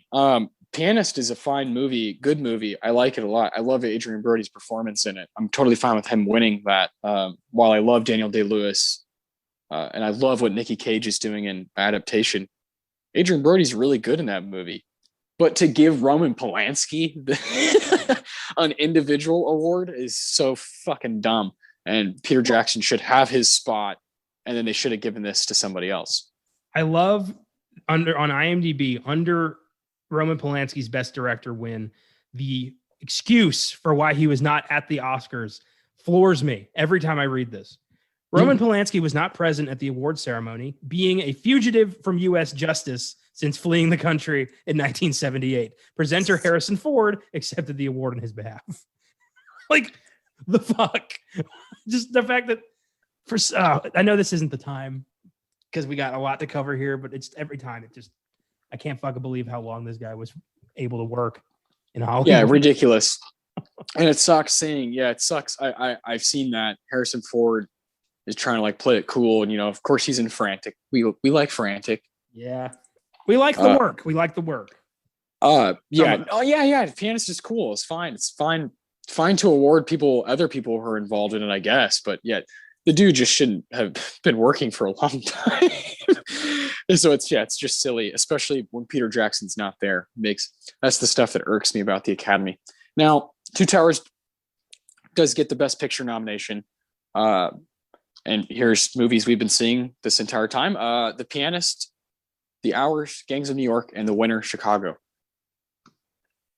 Seen all these movies. I love one of them. I respect Gangs of New York and The Pianist. The Hours, not really for me. And Chicago is fine, but Two Towers is the clear winner out of those five. I haven't seen The Hours. And as much as I love Two Towers, I would have been okay with a Gangs of New York Best Picture win. But yeah, I would too. Two Towers would just, would be awesome too. Chicago, I don't know. Hollywood's always had a fucking hard on for musicals. And I will never I like musicals. I don't think they're, God's gift to cinematic achievement. I don't understand it. Yeah. And I think Chicago would be the first musical to win for a long time. I want to say Oliver, late 60s, because there's nothing in the 70s, no musicals in the 70s, no musicals in the 80s, none in the 90s. Yeah, so this is the first musical to win in like 30 years. And I like that. I like when there's a 30-year gap. So hopefully we're on a 30-year gap again. Because musicals are fine, and they can be very impactful, and they can be really entertaining. But there is never a time when I think that it is the most impactful film of the year. Yeah, it's very rare that could happen. There's plenty of I own Chicago. I like Chicago. Me too. It's not a Best Picture type of thing for me. But that's why we do the show. That's why we have fun with it. We love this kind of context and kind of looking at it. Two Towers, just 2 wins on 6 nominations. So let's go ahead and get our awards out here, because Two Towers, I guess, is the underrated one out of the bunch. As time has moved on, I feel like I hear a lot of people talk about this one specifically because of Helm's Deep, right? Yeah, it's kind of the iconic. There's so many iconic little moments in Two Towers. I feel like a lot of people talk about that one, but as it seems to be with the Oscars, it's the one that kind of got slapped in the face a little bit. I remember when Game of Thrones season 8 was airing and everyone was still excited about it.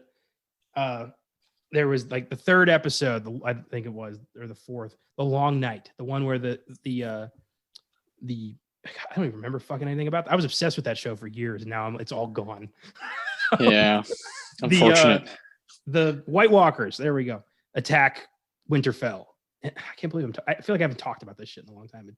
The word I know. Yeah. right on my tongue. You know what I mean? But the battle was so dark. Like it was filmed at, it took place at night. So you could barely see anything. And that was like HBO's defense was like, well, it was filmed at night. You weren't supposed to see anything. And everyone turned to Two Towers. Like Helm's Deep was at night. You could see everything. So what's the excuse? And I remember that comparison. And I'm like, you can't compare, a beautiful masterpiece to what now I equate to like, a doodle on the back of a napkin at a McDonald's. So no, there's no contest here. Yeah, no, I don't think there's anything in Thrones, no matter how much money was thrown into it, no matter what advantages they had technology wise, there is nothing that comes close to Helm's Deep and Game of Thrones. Nothing. Can you imagine if at the beginning of Return of the King, like Gimli just killed Sauron like with no cinematic effort whatsoever, and then at the end Gandalf went insane and started murdering hobbits? Because that's basically what happened. You find out Frodo didn't matter to the story whatsoever. Yeah, Frodo's just gonna walk off. Yeah, Aragorn's not crowned king. Legolas is for some fucking reason. Oh man, I love it. Well, let's talk about something we like. What's your Tarantino for Two Towers? Mine comes from some voiceover towards the beginning. From Saruman, speaking to Sauron through his Palantir and their plans to dominate Middle Earth. And Saruman says, the world is changing. Who now has the strength to stand against the armies of Isengard and Mordor, to stand against the might of Sauron and Saruman and the union of the Two Towers? Together, my lord Sauron, we shall rule this Middle Earth. Brilliant. Really that's the stage for some dark shit. And then I have another one that's just like a little one-off insult that I always thought was funny. It's when Gandalf goes to see Theoden, realizes that Theoden is under Saruman's power, and says to him, the courtesy of your hall is somewhat lessened of late, Theoden King. Like, I love to, Gandalf's the only one with the balls to just like, verbally bitch slap a king. And I love that. Oh man, that's brilliant. I thought a lot about, there's a lot of little ones like that, little quick stuff that kind of cracks me up. But then I kind of went back to my gut on this Tarantino. And it's a piece of dialogue that's very popular and has just kind of stuck with me since I was a kid. And it's when Frodo, says, I can't do this, Sam, right? He's like, what are we holding on to? And Sam simply says that there's some good in this world, Mr. Frodo, and it's worth fighting for. And how silly it is that I have to remind myself of that, that people have to remind themselves of that every day. And Sean Astin, God bless you, Samwise Gamgee, the entire time is there to fucking pat us on the back. He reminds us that there is a point in taking the next step. And I love his character. I love Sean Astin's performance. I couldn't believe some of these actors. I couldn't believe that when I found out where they're from, couldn't believe it. And Sean's one of those guys for sure. I love his delivery on those. We talked about Ian McKellen and Elijah Wood and Sean Astin. Oh. Jesus Christ. This is like you and I, these are just people, just dudes, just going about, just trying to do something way, way bigger than them. And Sam understands that. He understands that it takes, right foot, left foot. It takes just keep moving to take down something big. You got to keep moving. And I love that about him.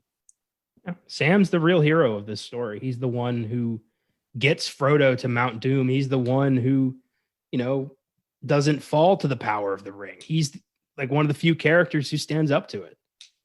And that takes incredible resilience. When Frodo's, almost dead from this incredible burden. Sam has Frodo on his back, carrying him up the side of Mount Doom, and it's beautiful. In the end, he saves his friend from like Frodo's thinking of jumping, and Sam's like, "Don't do it. Do not do it." Like he needs Sam, and there's so many moments in this franchise where you're reminded of the fact that Frodo absolutely cannot do this alone, and he never would have been able to do it without Sam. Yeah, for sure. Beautiful stuff. I love it so much. I'm excited to talk about Howard Shore again. He may have not been nominated, but we'll talk about him. The Ennio. Which part of this movie stuck out to you as far as the score? I have some bangers from this soundtrack. I love. Yeah. I had to really narrow it down. Like The King of the Golden Hall is one of my favorite scores. The music of Rohan is so majestic but sad at the same time. Even Star, when Aragorn is, mourning her possible loss of Aragorn in the future. But my all-time favorite is it's a little bit. It's only on the extended version of the soundtrack. It's not on the official soundtrack. It's called Last March of the Ents. Oh, dude, good pick. Good pick. It's after Treebeard realizes the full gravity of Saruman's crimes against nature and pulls the Ents together to what essentially they think is their demise to take on Isengard. And the music that plays is so mournful, but so powerful. And, what follows is just amazing. Yeah. I love that. To see the trees themselves walking to Isengard to fuck shit up is always so warm to me. Tree? I am no tree. I am an ant. So weird, but it pays off. Oh yeah, 100%. I mean, that whole bit of them when Merry and Pippin run into the forest and all of that stuff is so cool. And not to mention, I almost gave my Tarantino to those orcs. Looks like meat's back on the menu, boys. Oh, that's so freaky. Why can't we have some meat? Yeah. What about them? They're fresh. Yeah. God, I love that. I love that bit. It's so funny. You're like, these guys are talking like they're at Wendy's, these fucking orcs, Oh God. So good. And then that's how you get Treebeard is these guys start fighting and eating each other. Merry and Pippin are like, we're getting the fuck out of here. God, man. I love the fucking Ents. I love the orcs. I love the elves. I love the men in this movie. All the people from Rohan and Gondor. Just Jesus, it's so cool. And speaking of the orcs, my Ennio goes to the classic Uruk-hai score here, where we just get the stuff we've heard in the first movie. You hear it in the Two Towers, and you hear it in Return of the King. Just kind of the iconic dun dun dun dun dun, and you feel those drums beating your chest, and action's coming, and that's one of my favorite kind of signals in this trilogy is when some shit's about to go down, and I had to choose that at some point in one of these three. That is an iconic, piece of score right there from Howard Shore. Perfect. Yeah, that's epic. I love the Uruk-hai theme, kind of Saruman's theme almost. Yeah. It actually has throughout each score. It's kind of named differently. Sometimes, like at one point, it has Isengard in it, and then it has Saruman, and then it's just different, which is really cool. That this score kind of bleeds together. There's sometimes where a 4-minute piece has a lot of hope in the score, and then it just goes straight to something really evil. And I love that. I love when a score bleeds and makes you kind of forget where you're at. You're just thinking about the movie. Yeah, Shore does that constantly. I love when he does that to the Nazgul theme from the first film and turns that into the Witch King's theme with a lot more depth into it. Like just exactly perfect. The guy is an artist. So cool. Oh man. The PSH. The Philip Seymour Hoffman.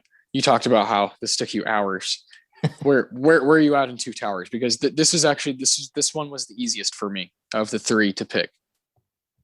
I went with I was considering Bernard Hill as Theoden.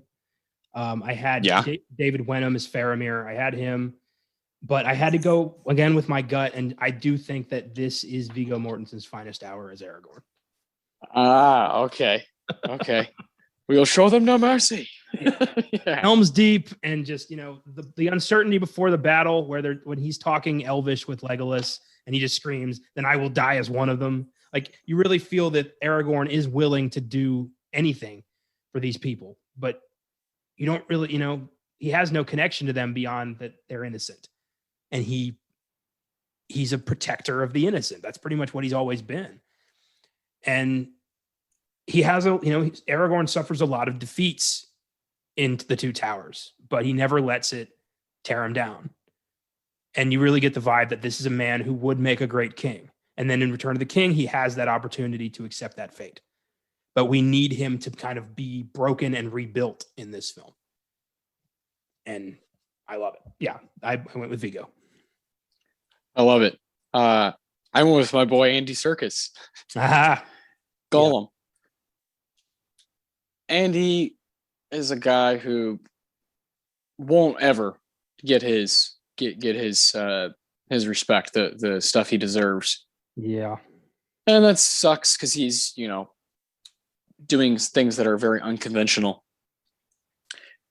Gollum still holds up today really well. And he does really cool stuff in all three movies. Of course, in the first one, we don't really get to know him at all, right? We just kind of hear things about him. But that image of him screaming, Baggins, Shia, it's one of the best touches of Fellowship.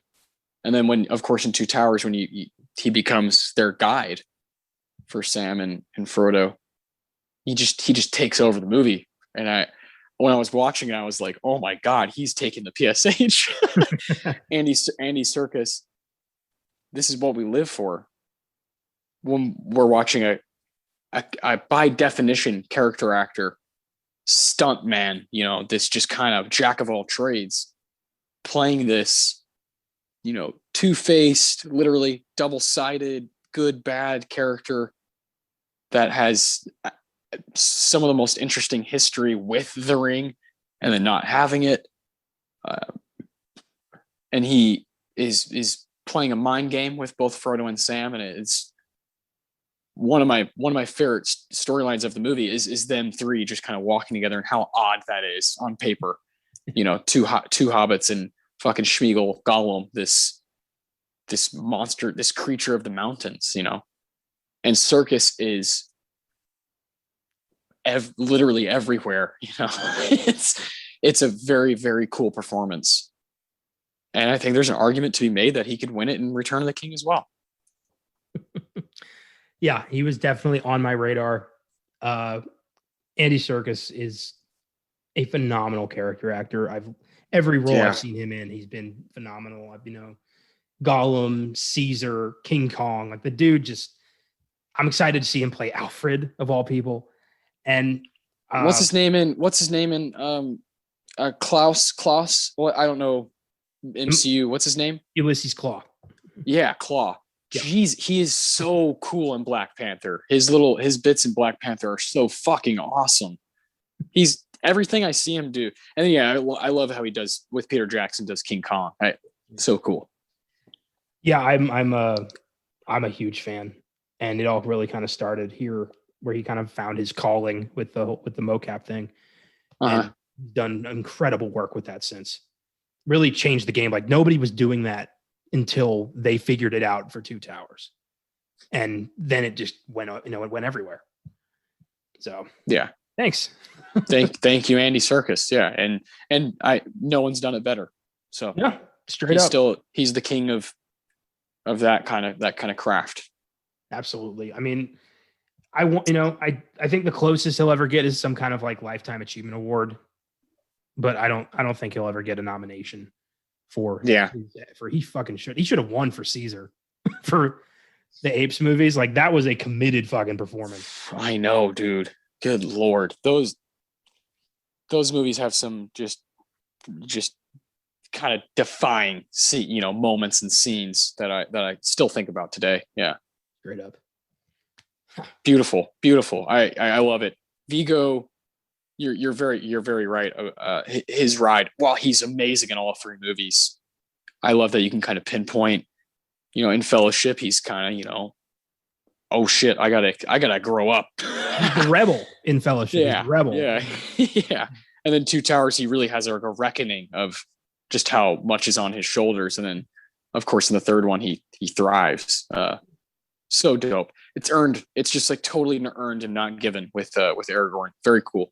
You almost forget that like Vigo was like the last minute casting decision, that like they went with somebody else who bailed, and they called Vigo like, "Can you make it to New Zealand?" And he's like, "Yeah." And here we go.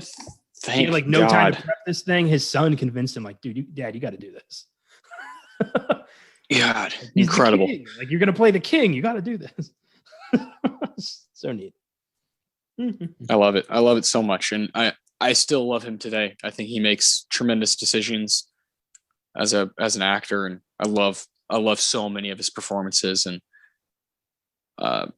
even like when a movie like Green Book that I don't love, he is so goddamn good in it.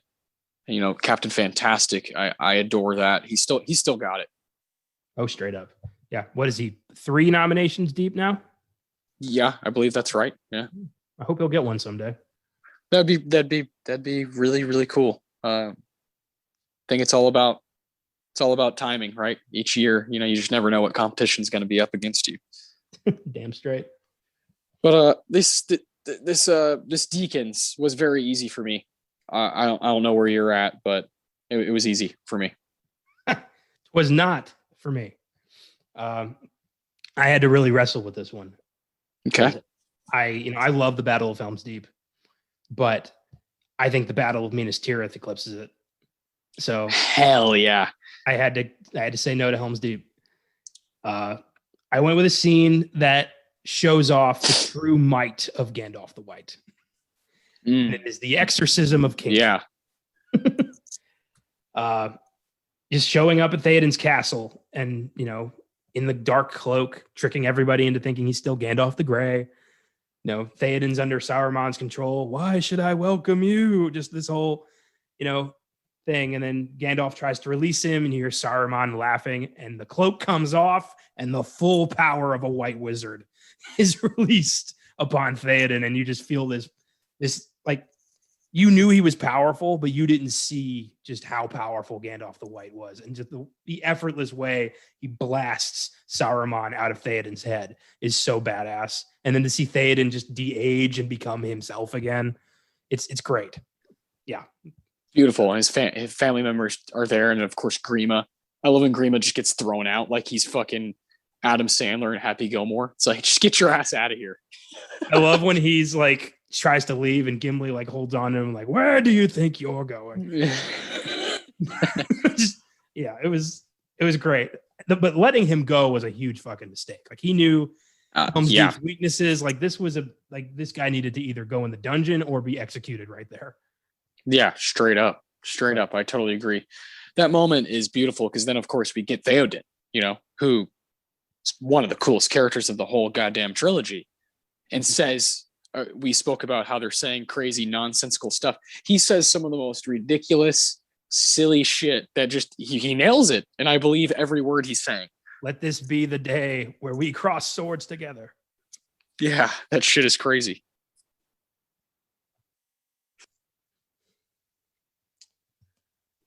Yeah, I love it, man. I love Theoden because he's one of the guys that makes you believe that somehow this could all be real. Do you consider Theoden to be an effective king? Not really. No. I think he's an okay leader as far as just like a guy who kind of inspires you. Yeah. But no, as far as strategy and decision making, I think he has to be put in his place a few times. Yeah. He does. You think Eowyn's gonna do better? Yeah, I think. Yeah, I don't think it's that difficult to surpass his skills. I love how a couple times Aragorn's like, dog, you don't know what you're doing. Well, and Theoden has to clap back with like, last I checked, Theoden is king of Rohan, not Aragorn. Like, fuck, dude, he's just trying to help. So good. So good. I love it. I think there's plenty of stuff in Two Towers that you could point to as, holy shit, you know, look at this. And I just can't get cute here. Helm's Deep is Yeah. Helm's Deep gonna Helm's Deep. It's one of my favorite things ever in movies is when you have all these men, and you know, when you have the elves come in, and that's fucking cool as shit. Yeah, that's great. They're just in formation, ready to fucking go, and you have, you know, all elves and men fought ages ago. You know, we're here to honor that allegiance, and you're just like, fuck yeah, dude. Aragorn breaks decorum and just hugs Haldir because he's so happy to see reinforcements. Yeah, hell yeah, because he's like, look, Grima and Saruman are like, yeah, we got, you know, at one point it really does look like some of the video we've seen of fucking Hitler, where he's got just thousands of orcs and he's speaking to them from this tower. It is so scary, you know, and you march to Helm's Deep, you know, and like destroy, just kill everything in your path. Leave none alive. Yeah, so cool. You know, it's so cool. And they just start marching. Yeah. And you see them coming when they line up. And it's just go time. It is the most go time moment of the whole trilogy, where it's like, oh fuck, this is army versus army. You know, this isn't Mines of Moria, where it's just a few people running. You know, this is army versus army, and they pull it off. It's beautiful. Haldir dying, and Aragorn just, you know, goes slow-mo, gets a little cheesy there for a minute, but it doesn't matter because you're soaking it all in. And you got Gimli and Legolas going back and forth trying to get all these kills, and when Gimli is like, yes, there's ladders, you know, finally, let's get them here, I want to fucking fight, you know. Every touch is just on point. It's totally on point with Helm's Deep, and I adore it. There are a lot of moments though from this movie. I thought a lot about that Theoden scene when he comes to, and the spell is gone. You know, that is a brilliant moment for Gandalf, and a brilliant moment for the whole world. You know, for Middle Earth, and this Two Towers delivers, man. It's badass. Yeah, straight up. The whole, you know, the Ents taking on Isengard, that was one of my top man. 3. Yeah. Release the river. It's awesome. Awesome stuff. Yeah. And there's some combat stuff. Legolas just looks like a total badass half the time. You know, he's just doing crazy shit, swinging around horses, and fucking, you know, his set of skills are so much fun to watch, especially in Two Towers. He's doing really, really cool shit. I mean, I love when Sam and Frodo and Gollum are at the gate, and fucking Frodo covers him with his cloak, you know. That shit is so cool. Those little touches are really, that's why the movie moves the way it does, is it nails those in-between scenes just like it nails Helm's Deep. I love the little moments you get with Gollum talking to Smeagol, like having a little conversation with himself, where you kind of think like Smeagol might win this fight. He might overcome, you know, the evil inside of him. Like maybe he does want to change. Maybe he does want to be, you know, relatively normal again. But then, you know, did he ever have a chance? I don't think he did. No. I mean, you get that bit where he's like, you know, Smeagol is free, but that was just the ring biding his time, waiting to break him again. Yeah, straight up. Yeah, that's exactly what it was.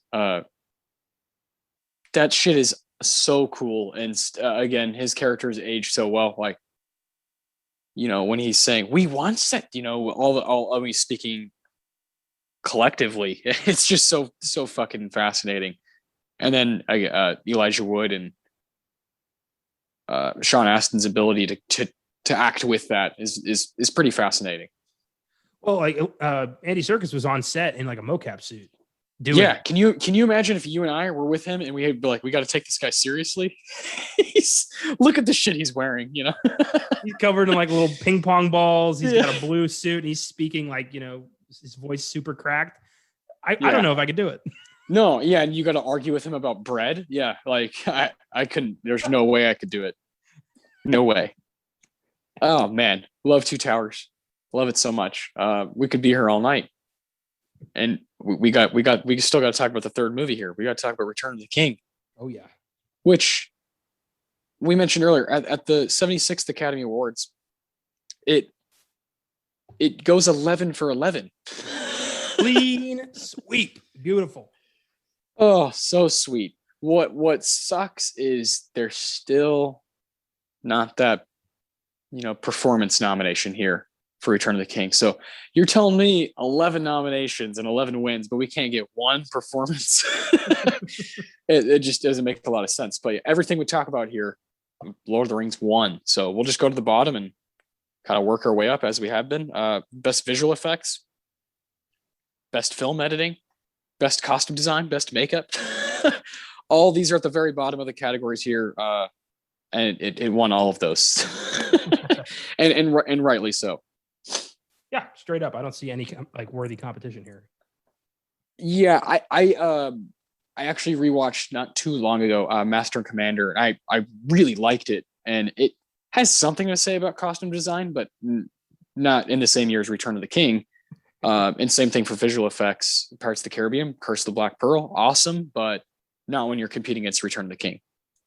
Yep. Sorry. Yeah. See ya.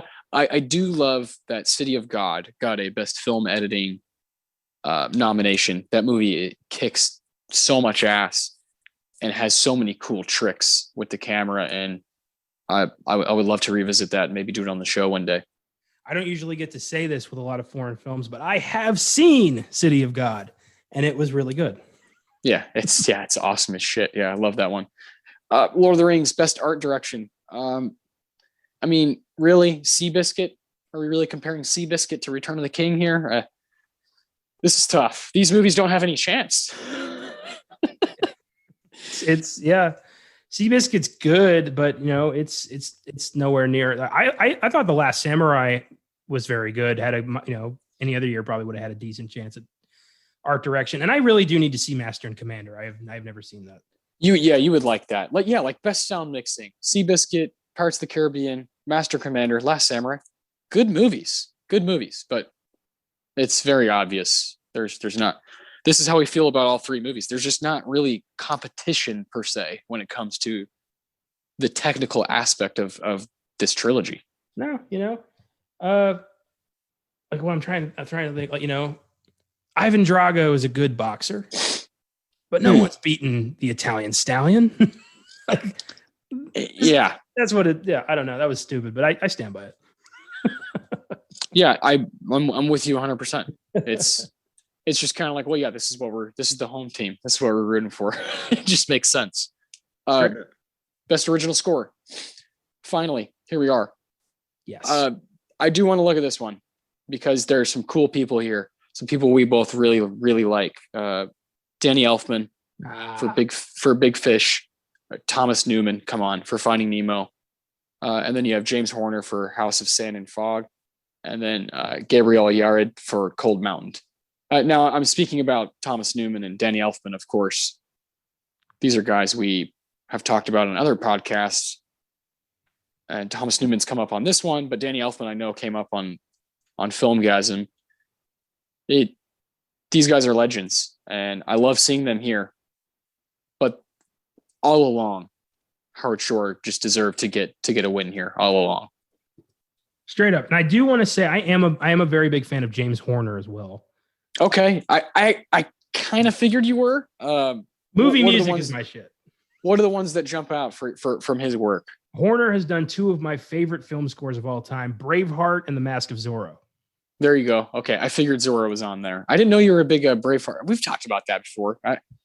Not really into Braveheart, but the music is good. It's like your mind will not accept that I am a big fan of Braveheart because like every time you're always surprised.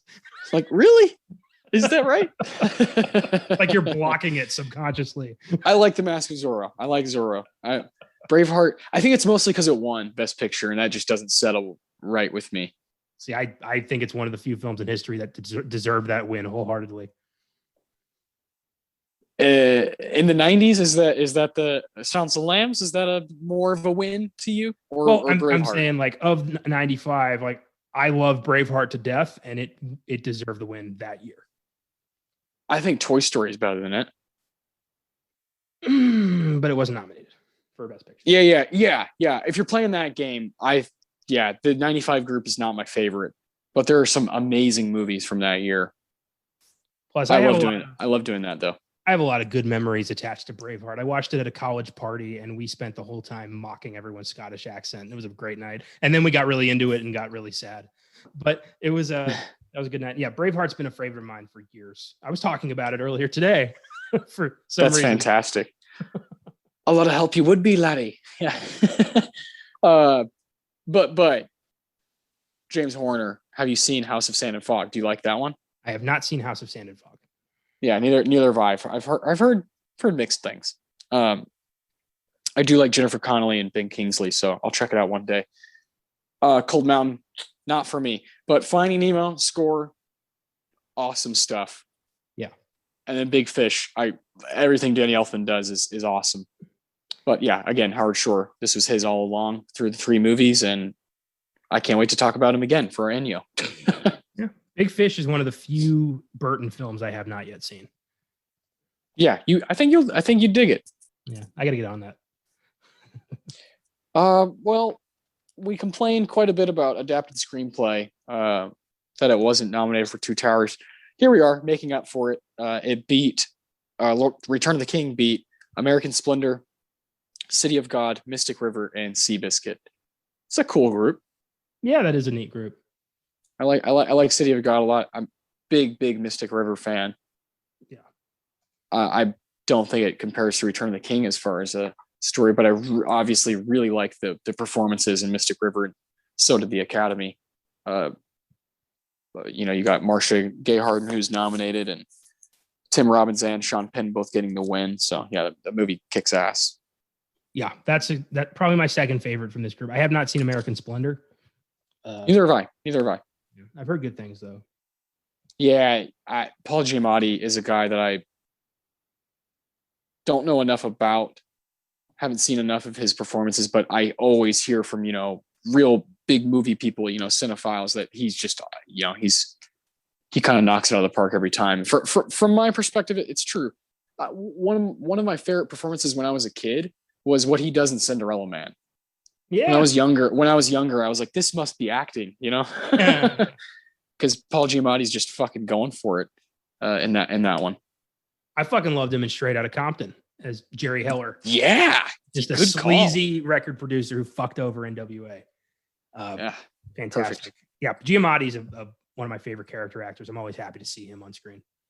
Yeah, so yeah, we'll definitely have to check that one out someday, man. American Splendor. But it probably wouldn't change our mind about Return of the King winning this. No. Without getting any performance nominations or wins, we move straight up to Best Director, Best Picture. Peter Jackson wins. Yeah. Against Fernando Meirelles for City of God, Sofia Coppola, hell yeah, for Lost in Translation, Peter Weir for Master and Commander, and Clint Eastwood for Mystic River. Cool group, really, really cool group. Yeah, I didn't realize Master Commander was a Peter Weir film. Now it's moved higher up on my list. Yeah, dude. Yeah. You're. I think I'm underselling how much you'll enjoy that. But Lost in Translation, really cool to see Sophia get a shout here. It'd be cool if she could win at some point, just because she's kind of been in the Hollywood subconscious for a long time now, and has been kind of a part of a generation of writers and directors that are very talented. She's one of the best. I have not yet seen Lost in Translation. I almost watched it like a month ago, but I didn't. And sorry. No, you're all good. One day we're going to do a 2003 show of some sort where we'll knock a bunch of these movies out. So again, it wouldn't change your mind about Peter Jackson, especially after Peter Jackson got snubbed the year before. You got to give him the win here. Yeah. He should have walked away. He should have 3 directing Oscars for these movies. I'll stand by that. But I'm glad he won for Return of the King. I'm glad that Return of the King took everything that it was nominated for. That's so few films in history have sweeped it. I'm so glad that Lord of the Rings is one of those films. Yeah, same. It's in that territory of Ben-Hur, 1959, and Titanic, 1997. That's just crazy. It's in kind of an upper echelon of Oscar-winning movies. Very, very cool. The Best Picture group, there's zero competition. Seabiscuit, Mystic River, Master and Commander, and Lost in Translation. I like all of those movies, and I really like Lost in Translation. But this is like just silly. This is not even a race. It's not even. There's nothing here. There's no argument, and at least there's other stuff in 2001, 2002 that I think you can maybe light a candle, but here there's nothing. Yeah, it's a chance for Faramir, Captain of Gondor, to show his quality. Beautiful. This is great. Beautiful, beautiful stuff, man. Well, I think the time has come to talk about our awards for this dominant 11 Oscar winning movie from the 76th Academy Awards. Yeah. This is the one that allows us to do this episode for episode 50 because it got the Best Picture win. Episode 55 will go back to normal Best Picture showdowns, but this has been so much fun, man. And I'm excited to finish this off with awards for Return of the King, your favorite of the trilogy. Damn Skippy. Yeah, this movie is special to me in so many ways. I love a good finale. And this is, it's a hell of a finale. It's a great ending. Everyone has a good, satisfying conclusion. And, this is going to be fun. Hell yeah. What's your Tarantino? My Tarantino is a big ass speech. So good. I knew it was coming at some point. Yeah. Frodo and Sam are in Mordor. Minas Tirith has been saved, but the war is not won. So the last remnants of Rohan and Gondor assemble at the Black Gate to draw out Sauron's armies and give Frodo and Sam a fighting chance to get to Mount Doom. Everyone's pretty defeated. Everyone thinks they're going to die. So Aragorn steps up, bearing the crest of the White Tree of Gondor upon his armor, strides out in front of the men and says, "Hold your ground, sons of Gondor, of Rohan, my brothers. I see in your eyes the same fear that would take the heart of me. A day may come when the courage of men fails, when we forsake our friends and break all bonds of fellowship, but it is not this day. An hour of wolves and shattered shields when the age of men comes crashing down, but it is not this day. This day we fight. By all that you hold dear on this good earth, I bid you stand, men of the West." Holy shit. Oh my God. Every time I freak out. And then he turns to the men surrounded by orcs, turns to them, a tear in his eyes, and whispers, "For Frodo," and runs into the fray. Oh my God. Every time it wrecks me. Yeah. Chills, bone chilling stuff. Oh man. For Frodo. Oh geez. Aragorn. He does this time and time again, but this is his most epic moment. This is the king of Gondor leading his men into battle. That's what that is. Yeah. Properly. Breathtaking stuff. I chose Gandalf again for my Tarantino. And this is cool stuff. I'm sure you connect with this one a lot. And this is towards the end of the film. Gandalf says, "End? No, the journey doesn't end here. Death is just another path, one that we must all take. The gray rain curtain of this world rolls back, and all turns to silver glass. And then you see it." Woo! White shore. good God. You know, Man, death is just another path. Oh man, that's some fucking wizard, otherworldly, fucking cool fantasy shit that I'll eat up any day. Again, Gandalf is while being like awesome and good and just super powerful, he says and does the most metal shit of all this trilogy. He is epic, and I love that line. If anybody said that, I would have to choose it. The fact that he says death is just another path, one that we must all take, is just so fucking awesome. Well, and then he describes it. He describes what he sees in the next world, and it sounds so peaceful. And that coupled with Howard Shore's little bit of score that kind of is the tune of Annie Lennox's Into the West. And I think the score is called The Grey Havens. And it's just, yeah. It's so powerful. Like, it makes me want to, somehow organize that I watch this film on my deathbed. So that's the last thing I hear. Like, it's very comforting. Yeah. And he does that. Gandalf does that over and over throughout the trilogy, where he says stuff that he might, and what's funny is Dumbledore does the same thing in Harry Potter. He might not even believe what he's saying or totally think that it's true, but he's saying it because it might get you through the situation. Yeah, it might help Pippin move on.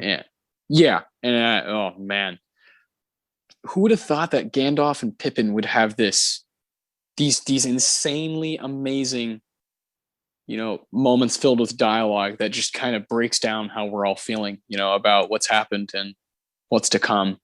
So fucking cool. Ian McKellen is to me the kind of the winner of this whole thing, because he works so goddamn well with every actor, whether it's Elrond, whether it's Hugo Weaving as Elrond or Viggo Mortensen as Aragorn. He's just always on his game, and everything he says is fucking awesome. So cool. Beautiful. Beautiful stuff, man. Howard Shore also could be kind of the winner of this thing. To me, he is the winner for me. I love that. Like, if you had an ultimate MVP for the trilogy, it'd be Peter Jackson and Howard Shore. You don't have this trilogy as memorable and epic as it is if you don't have Howard Shore writing the music for it. Like, he elevated this thing to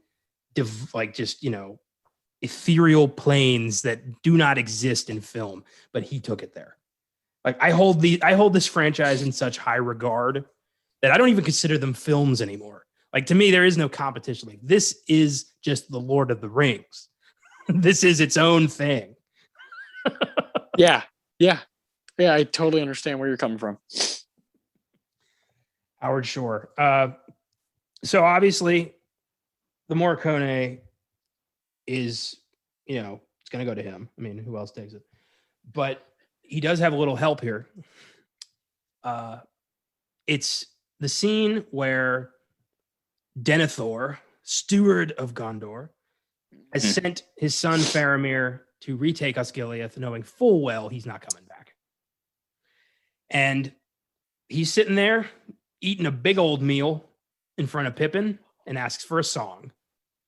Oh, man. The bit of score on the soundtrack is called The Steward of Gondor. And it's Pippin singing this song juxtaposed with what we think is Faramir riding to his death. And it's done so perfectly. There's no music. It's all just Billy Boyd's voice. It's isolated. And it is perfection. It is so gorgeously haunting.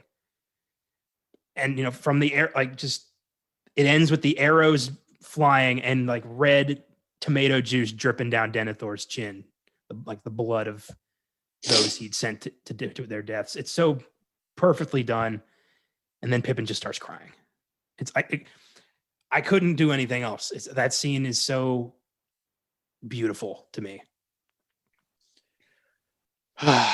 Yeah, I chose the same thing. And what I'll say, I agree with everything you said. And the only thing I'll kind of piggyback is that this is Pippin. This is the guy who in the first movie says, "What about second breakfast?" Yeah. This is a journey that is probably more intense than anybody aside from, Frodo and Sam. He has a moment there where he literally says exactly what I've thought with difficult things in life. When he's talking to Gandalf and he's like, I can't remember the exact line, but he's like, I fear battle and like the battle that is to come or whatever. And Gandalf's like, oh, the plunge before the, they start saying crazy shit. But Pippin becomes this fully fleshed out character so gracefully over the three movies. And it culminates to that moment, Billy Boyd's moment of when he gets to sing. And he's got some motherfucking pipes too, It's a really, really breathtaking moment. It has to take the Ennio. Yeah. I love a lot of moments in this one, and this score specifically in Return of the King. I think there's just a lot like Shelob's Lair. That piece of the score is fucking sick. And there's a few moments like that, but when we're talking about overall in the whole movie, I think this is by far and away the most powerful music moment. That's why it's got to get the Ennio. So I'm totally with you on this one. I had another one in there briefly. It's coupled with my my Deacons, so I'll just bring it up then. Okay, I like that. Well, what's your PSH? You had Sean Bean as Boromir. You had Viggo Mortensen as Aragorn. Now what do you have for Return of the King? So I did almost put John Noble as Denethor. There's just something so vile about his character. Yeah. Authority is not given to you to deny the return of the king, steward. It's just so steward. And I never noticed until like recent viewings that his little throne is in front of the much bigger, loftier throne of Gondor. I never noticed that was in the background, kind of looming over him at all times. A constant reminder that he is never going to be a king.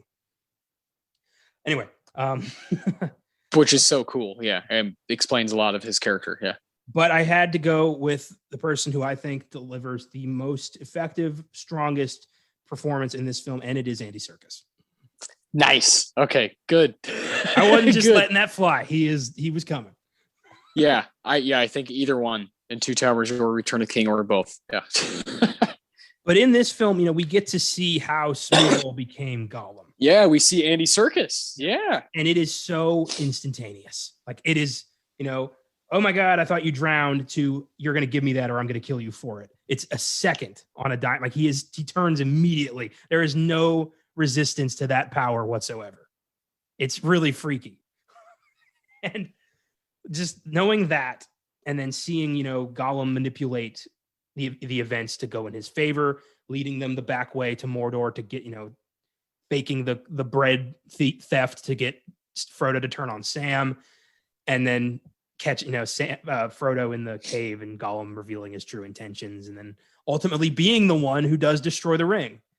It's a great arc just in this movie alone, but coupled with Two Towers, it's fucking perfect. You could argue that Gollum is the hero of this story.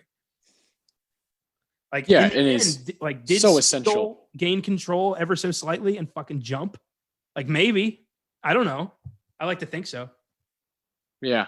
Well, yeah, it's exactly. I like to think about it, like to talk about it. Gollum is the most fascinating character of this whole thing. I think Gandalf is my favorite, but Gollum is like, man.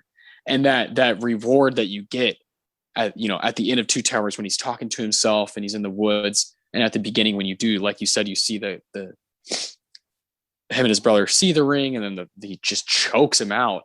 And then being 9 or 10 and watching these movies and seeing him bite into the fish is one of the gnarliest, nastiest things that you can imagine as a kid, One of the freakiest bit of the transformation for me is when he's like, he closes his eyes and he opens them and they're different. Yeah. Like, that was so creepy to me as a kid. It's extremely frightening. And this is like a creature now that is on a ride that's worth thousands of years. Yeah.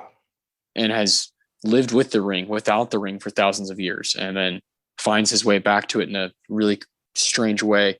It is such a fucking awesome character. And yeah, Andy Serkis deserves all the flowers for what he's doing. Just when he's doing here. When he leaps on Frodo's back when he's invisible and fucking bites his finger off. Like, and then just like, I love the camera work coming like through the ring to see Gollum like holding it. Like, it's so beautiful. It's like, it's a victory. It's played like Gollum won. And he's like, nothing else matters in that moment. He got the ring. Like, he completely forgets where he is, what he's doing. He's just like, I won. I got it back. Yeah. And Frodo's like, you motherfucker. Like, it's just so great. Incredible. Yeah. Andy Serkis is the MVP here. Yeah. No contest. Yeah. Yeah. That's why I chose him again. Well, all right. Yeah. Andy Serkis wins the PSH twice. Yeah, I wanted to represent more characters, but then when I was digging deep down, I thought Andy Serkis stole the show in both movies. And a lot of the same reasons that you just described. Vigo is so fucking good in both movies, all three, but specifically Two Towers and Return. So I understand why you have him there. But yeah, I think while Gollum's not my very favorite character, to me he's the most fascinating, the most well written. And Andy Serkis is just clearly going for it, balls to the wall, and I love that performance. It's weird how, Tolkien wrote The Hobbit first, and I wonder if when he wrote that, he thought he'd ever have this, that the ring that makes Bilbo invisible would ever be this giant MacGuffin in this larger story involving Gollum and all these characters. Like, do you think he had that planned out, or he just was like, I could do more with this? I love thinking that he thought I can do more with this. That would be awesome. Oh man, I love it so much. I could go on, and I really don't even want to get to this last award because that means we're gonna have to come to a close. But we've been doing this for 2+ hours, so we probably should find a way to end this thing, and what better way than to talk about our favorite scene from Return of the King. What do you got? Because this was very difficult. I had so many, Aragorn confronting the King of the Dead, clashing swords, and then the dead, like, on the boat flying into Minas Tirith. Like, that always gets me. Aragorn, the crowning of the king, Denethor's, self-immolation, and when he jumps off the fucking White Tower. There's so many moments, but I've known what my favorite is since, like, for the first time I watched Return of the King. It's been the same one. And it is when Minas Tirith is overrun by orcs, all is lost, and you hear the horns of Rohan. And Theoden King has arrived to aid his brothers. And the speech he gives, death, like, they all know, like, this is it. Like, they're not coming back from this one. But yeah, it's the right thing to do. This is Rohan's last stand. And the music that plays here, the Battle of the Pelennor Fields, oh my God. It's the combo. It combines Last March of the Ents with the King of the Golden Hall. It's this beautiful, like, last stand music that couples with this scene so beautifully. And it just makes this badass charge. And oh my God, it gives me fucking goosebumps every time I watch it. It's, for me, the definitive moment of the film. I love that. I definitely, when I was watching that, it was a kind of I had one of those moments where the chills just go running up and down your body. You just kind of forget how epic that feeling is. And again, Theoden just selling every line he says. So good. The more and more I thought about it, the more and more I was just kind of like, I got to stick with my guns, because that's what I've been doing with all these awards, is really trying to stay true to what stuck out to me. And the finale of this movie, when Aragorn says, "You bow to no one," and the hobbits are all standing, and you got these 4 tiny dudes who have just taken on death and demons and two-faced creatures and giant trolls and everything you can imagine, out of a nightmare. They've taken it on and they've defeated it. And when Aragorn gives them that respect, it's like, it makes me fucking cry like a baby. I love when he looks at them like, you guys don't bow to anybody, and when you see everybody bow to them instead, it's just so fucking cool. I cannot watch that scene without bursting into tears. It's so beautiful. It's gorgeous. And talk about the location. The location of that scene is breathtaking. And it caps off. You talked about how this movie sticks the landing. It does that. I always expect the third movie to be like the worst in trilogies because I'm like, oh, surely they've just kind of lost their touch. But no, the touch is still there, and the touch is strongest at the end. And so cool. These movies are perfect, man. One of my favorite little things I never noticed is that when Frodo and Sam do destroy the ring and they, Mount Doom explodes and they're like on the rocks and Gandalf comes with the eagles, he brought 3 eagles. He was going to save Gollum too. Yeah. Oh, fuck, man. It's so tough. So tough to swallow. There's so many great moments, like when Elrond shows up in Theoden's tent and is like, I have something for you. You must venture into the mountains. And he's like, they're thieves and traitors. They'll answer to no one. And he just goes, they'll answer to the king of Gondor, and reveals this epic sword. I'm like, fuck. How do you not get just so excited? Yeah, just get amped up for this shit. Yeah, so cool. Oh man, this is a blast. Yeah. This had to be done for episode 50. These films represent everything I love about movies. Like this was the perfect 50th episode for this podcast. It's, celebrated by the Oscars, and also just this phenomenal story of good versus evil and hope triumphing over damnation. And it's essential to understanding who we are as movie fans. Like these movies are essential to our development as film fans. And I'm glad we were able to, shine a spotlight on them for a bit. Yeah. Oh yeah, for sure. It was a long time coming. You and I have been very patient with some of our very favorite things and have not done them on some of our podcasts. There's some personal favorite horror movies that we haven't touched yet on Filmgazm because we want to do this forever, and we want to talk about movies and do this podcast as long as we can. And for Oscar Sunday, I mean, I want to do it episode 1, 2, and 3, Fellowship, Two Towers, Return of the King. But it felt right to kind of let it breathe and see where this show could take us. And I felt very comfortable and kind of, like you said, doing this for the 50th, because I didn't want to wait for 100. Yeah, that was the original plan. I remember that. And now 100, I have an idea already. That'll be like loads of fun, and that kind of leads me into I want to speak on something real quick before we leave. I know this has been forever, but thank you for hanging with us. The kind of direction of this show is going to change slightly.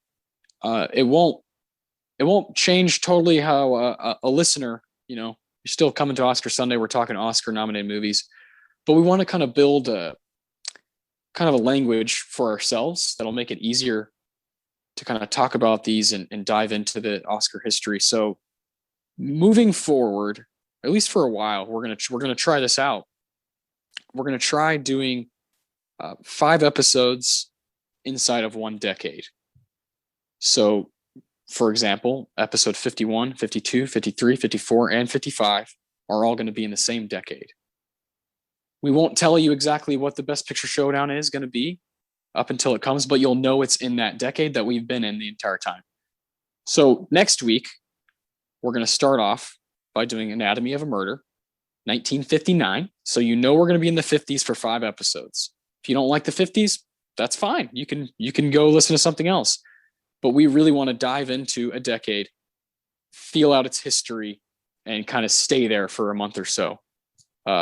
We've got a lot of other shows going on around us, Sneak Preview and Filmgazm and Giggle Guys, and Connor and I are always trying new things and trying to make it not easier for us, but make more sense for us creating a language for the listener so that it's a way that we can all learn and grow together, because ultimately that's what it's all about. Absolutely. Yeah. I always feel more challenged when we do stuff before like the 1980s. So I'm for sure to spend some good quality time, like over a month in this in the 50s. It's gonna be fun, especially since I know what's coming, and some of those are some fantastic films I have seen. So this is gonna be exciting. Yeah, Anatomy of a Murder is a movie that both of us have a relationship with. We both own it and are very excited to do a proper show on it and give awards out to it.